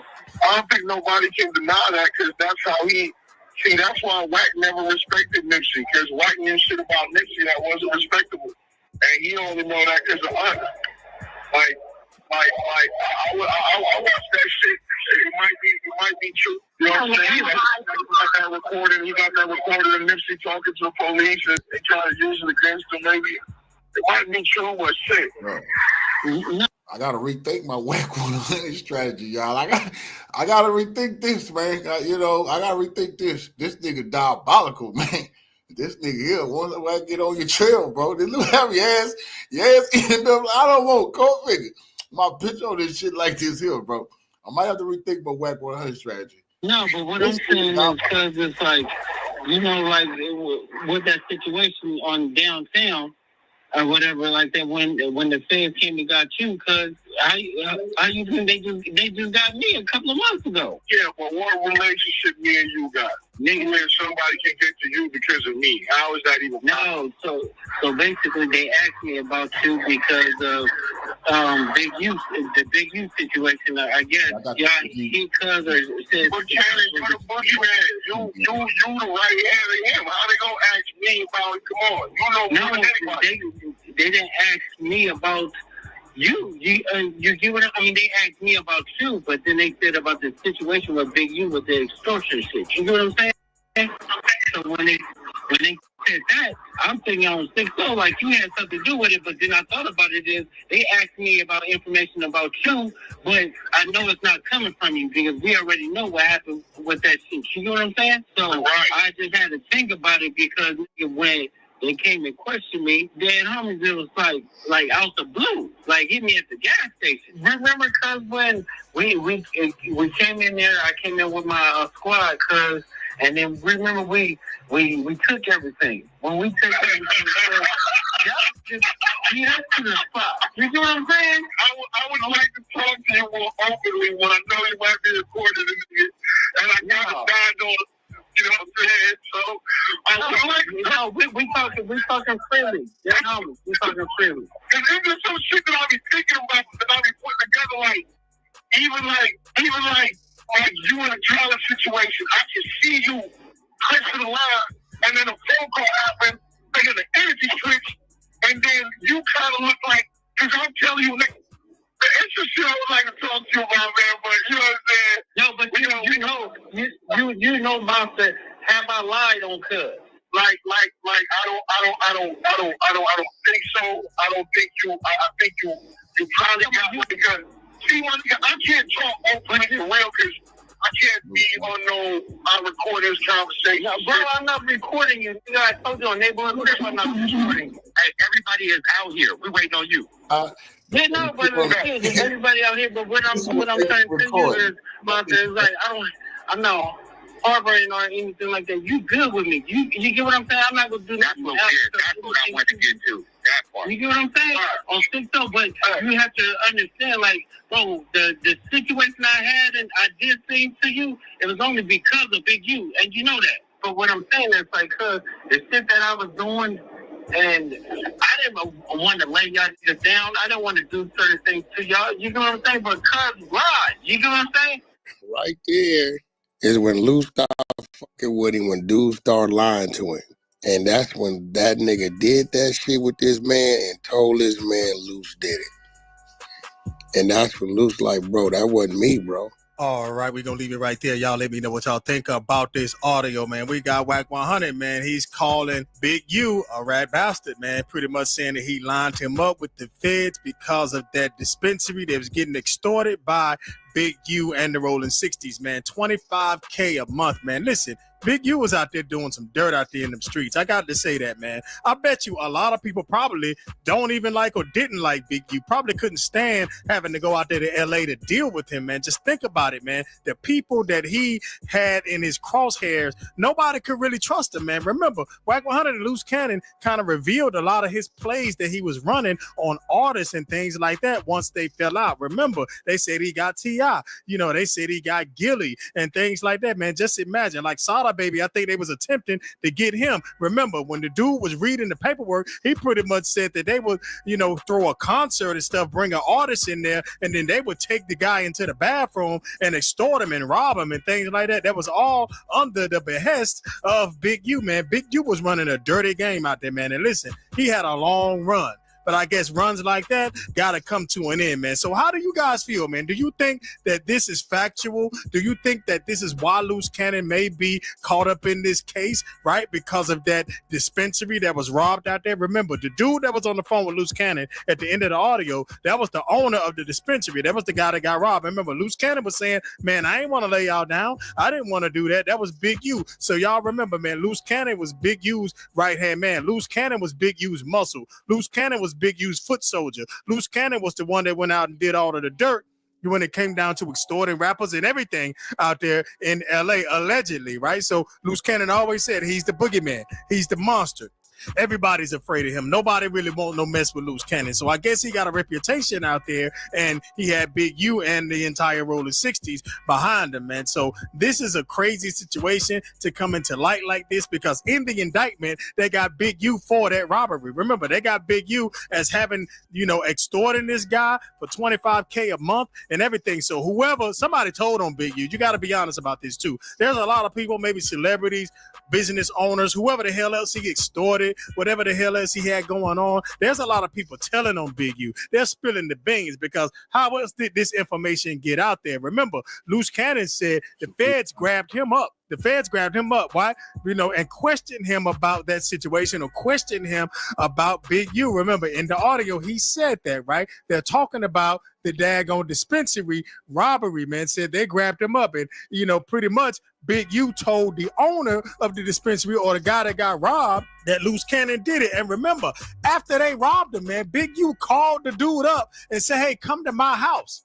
He had everything that they took at his house and told him, hey, this is how you get yourself robbed. Big U told that dude that. That's some mafia type stuff, bro. Big U told this dude, hey, this is how you get yourself robbed. You didn't give me my $25K per month that you supposed to give me, because, hey, we letting you operate in our area, in the Los Angeles area. Maybe he was in the 60s neighborhood or something like that, downtown where it was. I don't know whether how close the Rollin 60s neighborhood is to downtown LA, but according to, you know, what they're saying here, they're saying that Big U was extorting this dude. He brought the dude to the crib, showed him all this stuff, and said, yeah, you got yourself robbed. You did that to yourself because you ain't want to give up the goods. You ain't want to give me my money. Bro, Big U was muscling people out there, bro. He was really muscling people out there. And ain't no telling how the feds got the information on that. Maybe the owner went to the feds. We don't know how it really went down, but Loose Cannon said that the feds ran up on him, and he like, yo, how the hell the feds run up on me? And the dude was like, yo, bro, you know, I heard it was you. Loose like, nah, bro, that wasn't me. I didn't get you. You understand what I'm saying? But then at the same time, he said, hey, man, maybe we did get you. You understand what I'm saying? Because it sounds like to me, maybe Big U was using Loose Cannon and his team, or whomever, or the 60s or whatever, to go over there and extort the guy. And whenever it didn't happen, he didn't give up the money. I think they planned some big robbery and robbed the dude, right? Because remember, Loose Cannon was saying, man, I ain't want to lay you down. That was Big U. He lied. Whatever he lied about. Maybe he lied about the dude didn't pay his dues or whatever, man. But this situation right here is only going to get thicker, and it's only going to be more information like this to come out, man. Big U was doing some real dirt out there.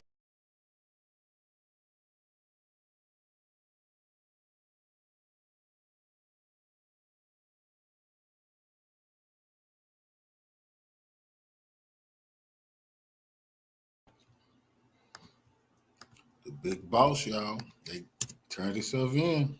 I hope he got his white drawers, white boxers, white T-shirts, and white socks. Again, with breaking news, this just in, the And a FBI snicker, 'cause he ain't says gonna that work South for a while. LA crime boss Eugene Big U Henley is now in custody Authorities say he ran a mafia-like organization while masquerading as a music mogul and gang peacemaker. Fox 11's Christina Gonzalez spoke to a rapper who worked with him. She joins us live with a story you'll see only on Fox 11, and this story breaking as we speak, Christina.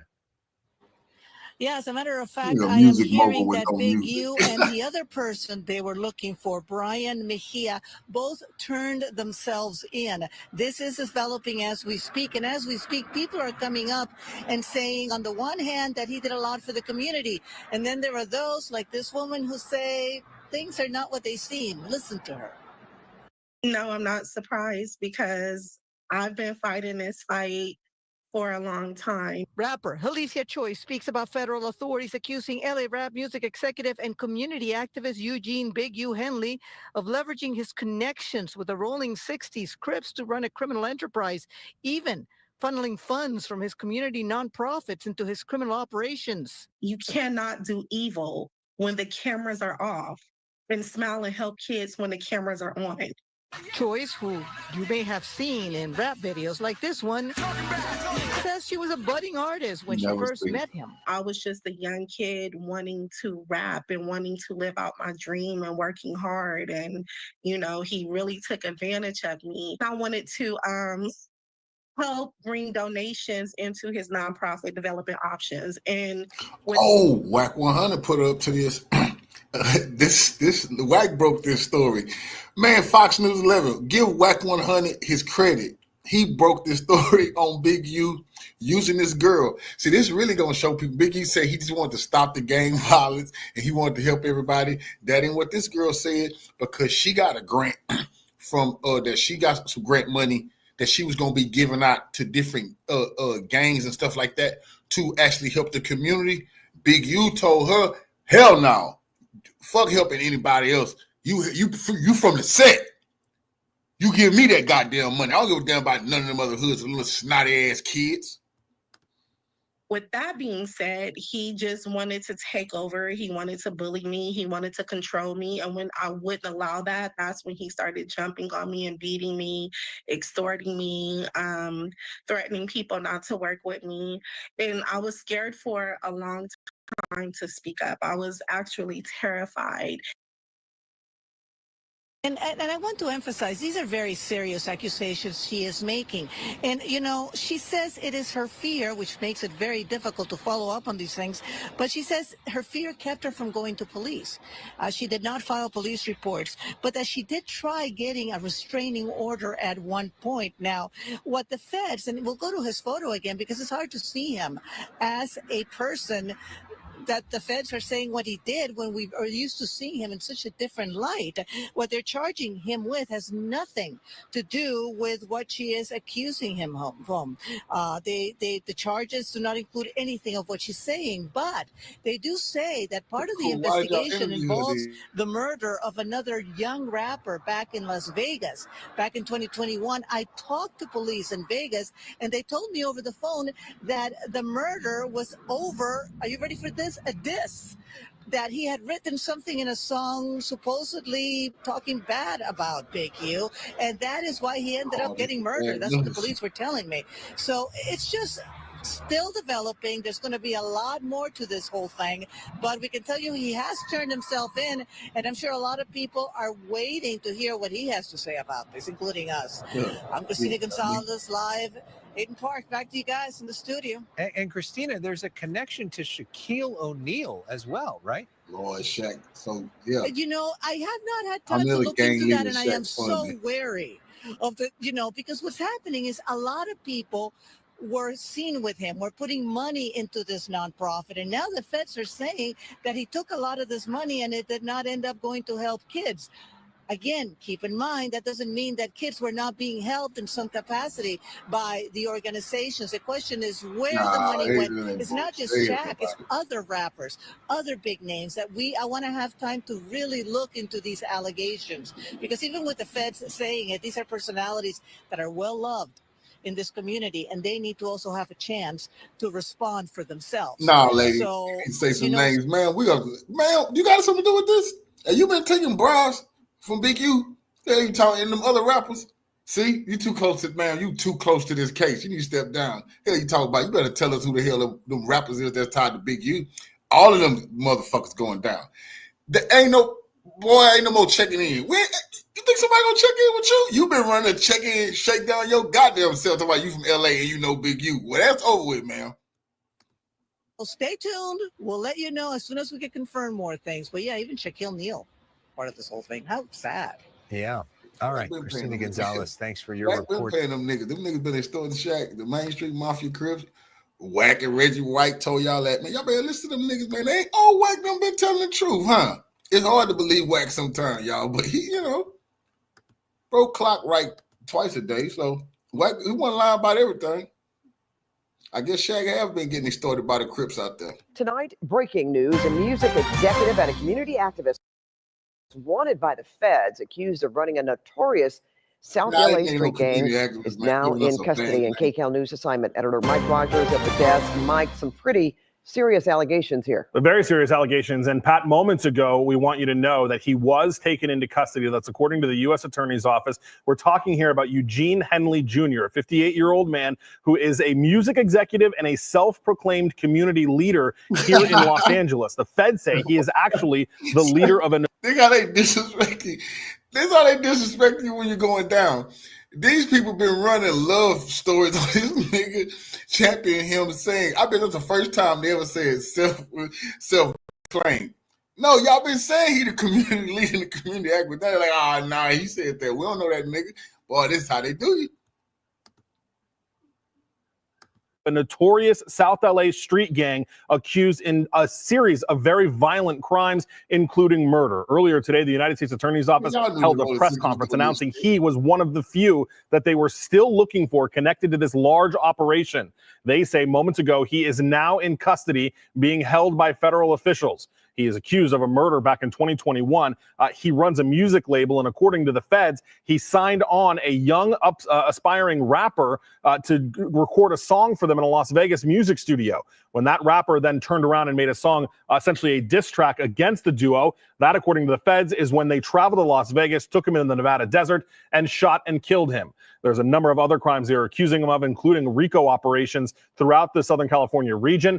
Tonight, the federal government says the fact that he claims he is a community leader is all wrong. The facts alleged in the complaint paint a very different picture. It is one of a murderer, a thief, a liar, and a cheat, and the criminals that enabled him.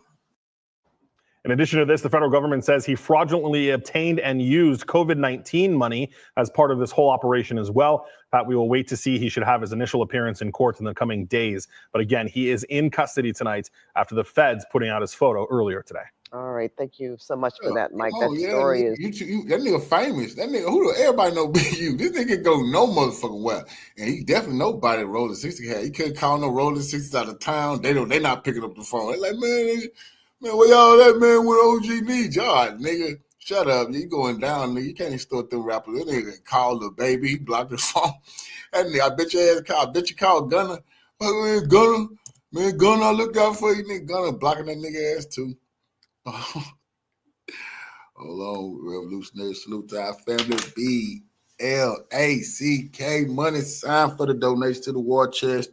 Revolution is way of life. Absolutely appreciate the love, fam. Salute to you. Say Bricc folding Big U draws, and Lou's gonna be making spreads. Hey, them niggas, hey, they gonna put keepaways. They finna make sure they really don't want to be nowhere near Big U right now, man. Big U want to choke them niggas beat, but Big U, man, he ain't gonna be able to play leader of the Crips for long, bro. Nigga looking at a long ass time, man. I'm just ready to beat that nigga ass. Nigga, you've been working with the police, getting a lot of niggas busted. That's what they finna find out.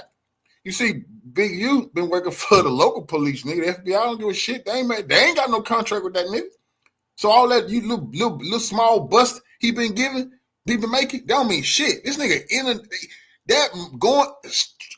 going across state lines and all that, killing. They finna watch the nigga ass up. That murder happened in Las Vegas. That man is finished, bro. That man done, son. That's serious business. And all that playing leader of the Crips, now you going federal prison. Boy, I don't mean nothing. Nobody want to hear that shit. Man. Updating breaking news just coming into our newsroom. 2 fugitives wanted by the FBI, including a longtime accused LA gang leader, now in custody tonight. Let's get right to Mark Rollin. He joins us now with new developments live in the newsroom. Mark? Yeah, David and Ellen, good evening. We've been following this story throughout the day. Federal officers arrested more than a dozen members tied to the gang known as the Rollin 60's neighborhood Crips, though it's... I know who killed Biggie. Nah, shut up, nigga. You don't know none of that shit, man. Keep it the leader was on the run. Well, within the last 20 minutes, the FBI announcing that man, Eugene Henley Jr., a.k.a. Big U, is now in custody. We have just learned new details that Henley turned himself in. Earlier, Air 7 was overhead as some of the alleged gang members were being processed at the FBI's LA field office. 19 were indicted. The FBI says Henley headed up the local Crips gang for decades. Investigators say that he painted himself as an entertainment executive who's been giving back to the community with various charities, but they say Henley is a violent criminal. A woman who knew him says that he has had a positive impact on the community. He was incredible, whether it was a 7-year-old child or a 50-year-old former gang member coming out of incarceration. Your ass going down, man. Oh, your ass definitely going. Let me see. Your ass definitely going down. You definitely going down, man. You been skimming off the top too, lady. You got ties to Old Street crime. What is that shit? That man murder. Fuck you talking about? You can't vouch. Go visit him then, lady. Nah, I feel like this lady need to go to jail. This lady need to go to jail. You don't give a fuck about the crimes plaguing our community.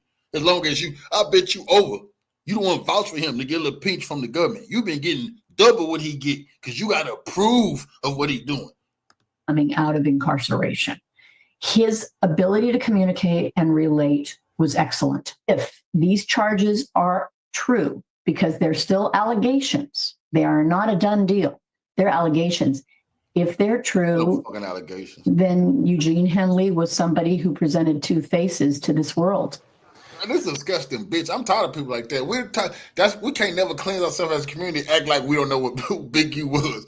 That's why I say to the Los Angeles police, they disgusting. The mayor disgusting. They don't fucking where the leader Rollin 60's, all that shit going on. He got to say over that shit. There ain't no more looking the other way. The FBI put it in that shit. Now everybody in the city, like they reported in this lady, said, we didn't know. No, he used to give out every fucking gangster since Al Capone gave out turkey. So Al Capone wasn't really a bad guy. Nigga, he gave out turkeys, backpack, bikes, pay rent. Al Capone was a really good guy. Unless you didn't pay your taxes, nigga, and you didn't let him take over your blocks and take over, you try to sell sell bootleg whiskey without his permission, then you dead. So all this bullshit they doing with Big U and y'all got us fucked up. And we know y'all lying. Shame on these people on they try to act like Big U was a good fucking guy. Jeffrey Dahmer was a good guy to some people. His grandma said, Jeffrey Dahmer ain't never hurt nobody. Bullshit. He ate people. God damn it. Charges in this gang bust range from racketeering to murder. A second fugitive the FBI was looking for was also apprehended. The FBI says Henley is from the Hyde Park area of South LA. If convicted, he would face a max sentence of life in federal prison. We are told that he should be in court tomorrow. Live in the newsroom, Mark Robles, ABC 7 Eyewitness News. David, back to you. Hello, I'm Mark Brown. Get more great ABC 7 content. I think I'm Big U. They just make a song about this nigga ass cloud chasing his name. If you don't snitch, you snitch. You snitch, then you big meat. That's crazy, man. This how I go. This how I go. One day you lead a road 6, the next day everybody on the internet running your ass into the ground. And tax records show millions of dollars have poured into the nonprofit. The feds say it was the center of a criminal enterprise. Our investigative reporter Eric Leonard joins us now with more on how this organization was being funded and where all that money was. Eric. Hey, Michael. Well, the most surprising discovery that we've had so far is that this nonprofit called the Ex-Offender Fellowship, which was also doing business under another nonprofit's name called Developing Options, that the city says were essentially one in the same. And they say the state has told us that those entities have faced suspensions by the state tax authority, the Franchise Tax Board. Meanwhile, the city of LA has been paying millions of dollars into these organizations, and the amounts have increased in the last few years. The California Franchise Tax Board issued a suspension notice in April 2024 for one of the nonprofits operated by Eugene Henley Jr., who federal prosecutors in L.A. announced Wednesday faces racketeering and corruption charges for allegedly misusing money meant for the city's gang intervention efforts. Henley's most recent contract with the city shows a payment of nearly $800,000 due in July 2024, the final installment of a 4-year agreement that paid his groups more than $2.2 million for intervention. Henley, seen here in a red car. This nigga's finna get $800,000 for being a crime lord. That's crazy, bro. Carpet Photo began forming the nonprofits in 2009, according to state records. They began receiving city gang intervention funding as far back as 2011. Between 2018 and 2023, LA Controller payment records show Henley's groups received around $500,000 a year. Then, in 2023, a significant increase that followed then-Mayor Eric Garcetti's efforts to increase funding for intervention work after the rise in violent street crime that followed the COVID-19 pandemic. Looking at the tax records for the Ex-Offender Fellowship, which includes the city money and private donations, you can see its revenue went from around $500,000 a year to nearly $800,000, then to nearly $2 million for 2023, the last tax return available. Where was the money going? The tax returns show while Eugene Henley Jr. was paid $95,000 as president and director, nearly all the money collected went to compensate unnamed top staff members, including corporate officers. Take his house from his wife. They finna repo any little things because this nigga, all that tax evasion, this dumb man. The craziest part is, all he had to do was do the right motherfucking thing, nigga. He would have been rich. He didn't have to take no motherfucking crimes, nigga. You see this dumb? You see how dumb this nigga is? You ain't gotta commit no crimes, boy. All you gotta do is do the motherfucking right thing, nigga. You good. Fuck the right thing. This nigga wanted to be a leader of a gang and run corrupt crimes and kill little kids who disrespect him on the mic. These niggas are officers, directors, and trustees. According to the criminal complaint, Henley diverted much of that money to his personal bank accounts, and the feds say he allegedly pocketed tens of thousands of dollars in donations intended for the groups, including a $20,000 contribution from an NBA All-Star. As part of this wide-ranging criminal complaint, Henley is also accused by the feds of failing to file accurate tax returns for many years and a scheme that was designed to boost his apparent income in order to qualify for a home loan.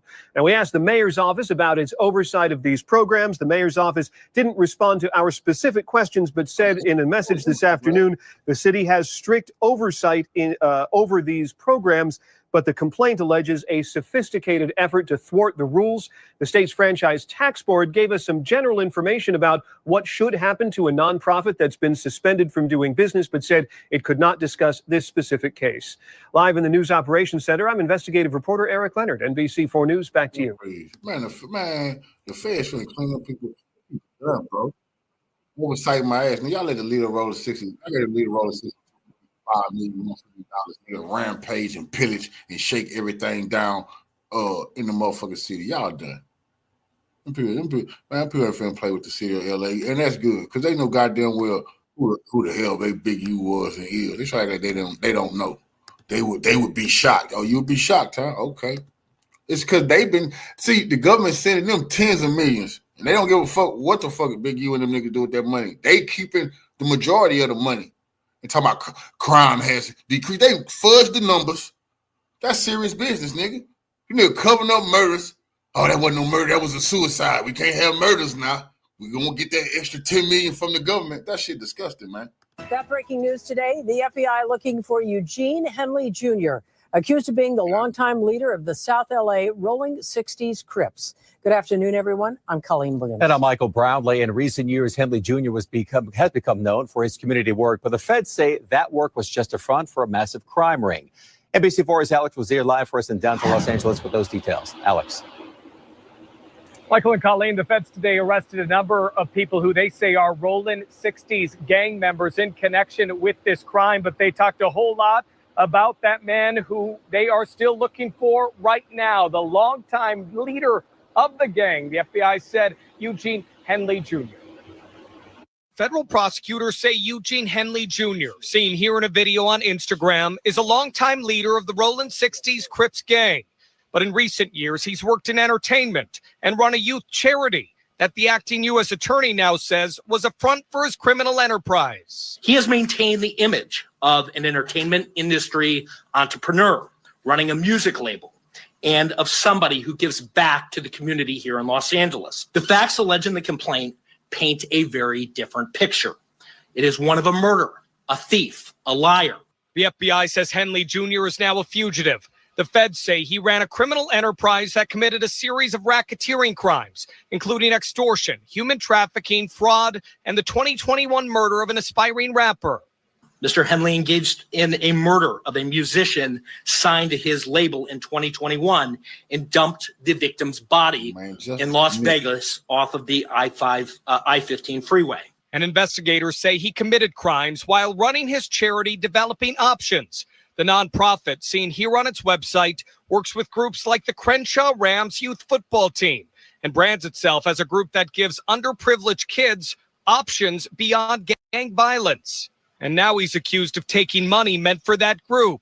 Mr. Henley is accused of embezzling donations made by celebrities, professional athletes. And the criminal complaint says since about 2015, Developing Options has received millions of dollars from the city of LA's GRID program. From that, the court documents say Henley has drawn hundreds of thousands of dollars for his salary. That on the one hand, he's, Mr. Charity, and on the other hand, he's engaging in all this criminal conduct. Today, the FBI also arrested several other accused Rollin 60's gang members they say are tied to this crime ring. 4 of the 19 defendants were already in custody, and 10 defendants were taken into custody in the last 24 hours. During this investigation, we recovered 49 weapons, 5 pounds of methamphetamines, 10,000 fentanyl pills, and large amounts of cash. The FBI said the Rollin 60's gang is among the largest in the country, and now they are searching for who they say is one of the gang's longtime leaders, Eugene Henley Jr. If convicted of the federal racketeering charges, Henley Jr. faces a potential 20-year prison sentence. But again, the feds say he is a fugitive on the run right now. If you have any idea about his whereabouts, you are asked to contact the FBI. Reporting live, I'm Alex Rozier, NBC4 News. Alex, thank you for that. And with Henley Jr.'s influence reaching across the community and entertainment industry, there are questions tonight about where else his network might spread. NBC4's Conan Nolan joins us live from the News Operations Center to continue that part of our coverage tonight. Conan? That's right, Colleen. When it comes to public money, this could not come at a worse time. Remember, state and local governments, including the city of LA, are looking at a major budget shortfall. They normally ask Washington for help. This news is not going to aid that effort. It was just yesterday on the South Steps of City Hall when Mayor Karen Bass touted the success of publicly funded anti-crime community groups. A message to Washington not to cut out federal grant money for the mayor's signature effort at fighting gang violence. Through our gang reduction and youth development program, also known as GRID, we are directly addressing gang violence through intervention, prevention, and community engagement services. But according to the U.S. Department of Justice today, not all of that money was going to reduce gang violence. Federal authorities say self-described community activist Eugene Henley, also known as Big U, received $2.3 million from the city over 5 years for gang intervention efforts. Money prosecutors say instead went into drug trafficking, fraud, even murder, and Henley's own bank account. The criminal enterprise where hundreds of thousands of dollars were siphoned off that should have gone to charitable purposes, gang reduction, gang intervention. The news comes exactly at the wrong time for those trying to halt the evisceration of federal spending by the Trump administration, and most specifically, billionaire Elon Musk. While crime prevention grant money is a tiny fraction of the overall federal budget, it helps with the messaging from the White House, says Jessica Levinson, former chair of the Los Angeles Ethics Commission. She teaches election law at Loyola Law School. Is it possible that this becomes an example for Elon Musk to point to? I think at this point, everything is possible. Everything is on the table, saying, look at this terrible use of your taxpayer money. That's generally a winner for people who want to reduce federal funding and federal spending. And it's not just the issue of gangs, but also of homelessness. Today, the Los Angeles City Council voted 13-0 to try to track the money they get from the city and over to nonprofit groups. One member of the council saying that nobody at City Hall actually knows how many of those community groups go into homeless encampment areas to help or how many beds are filled every night. I'm Conan Nolan, NBC4 News. All right, Conan, thank Coffee. Follow me.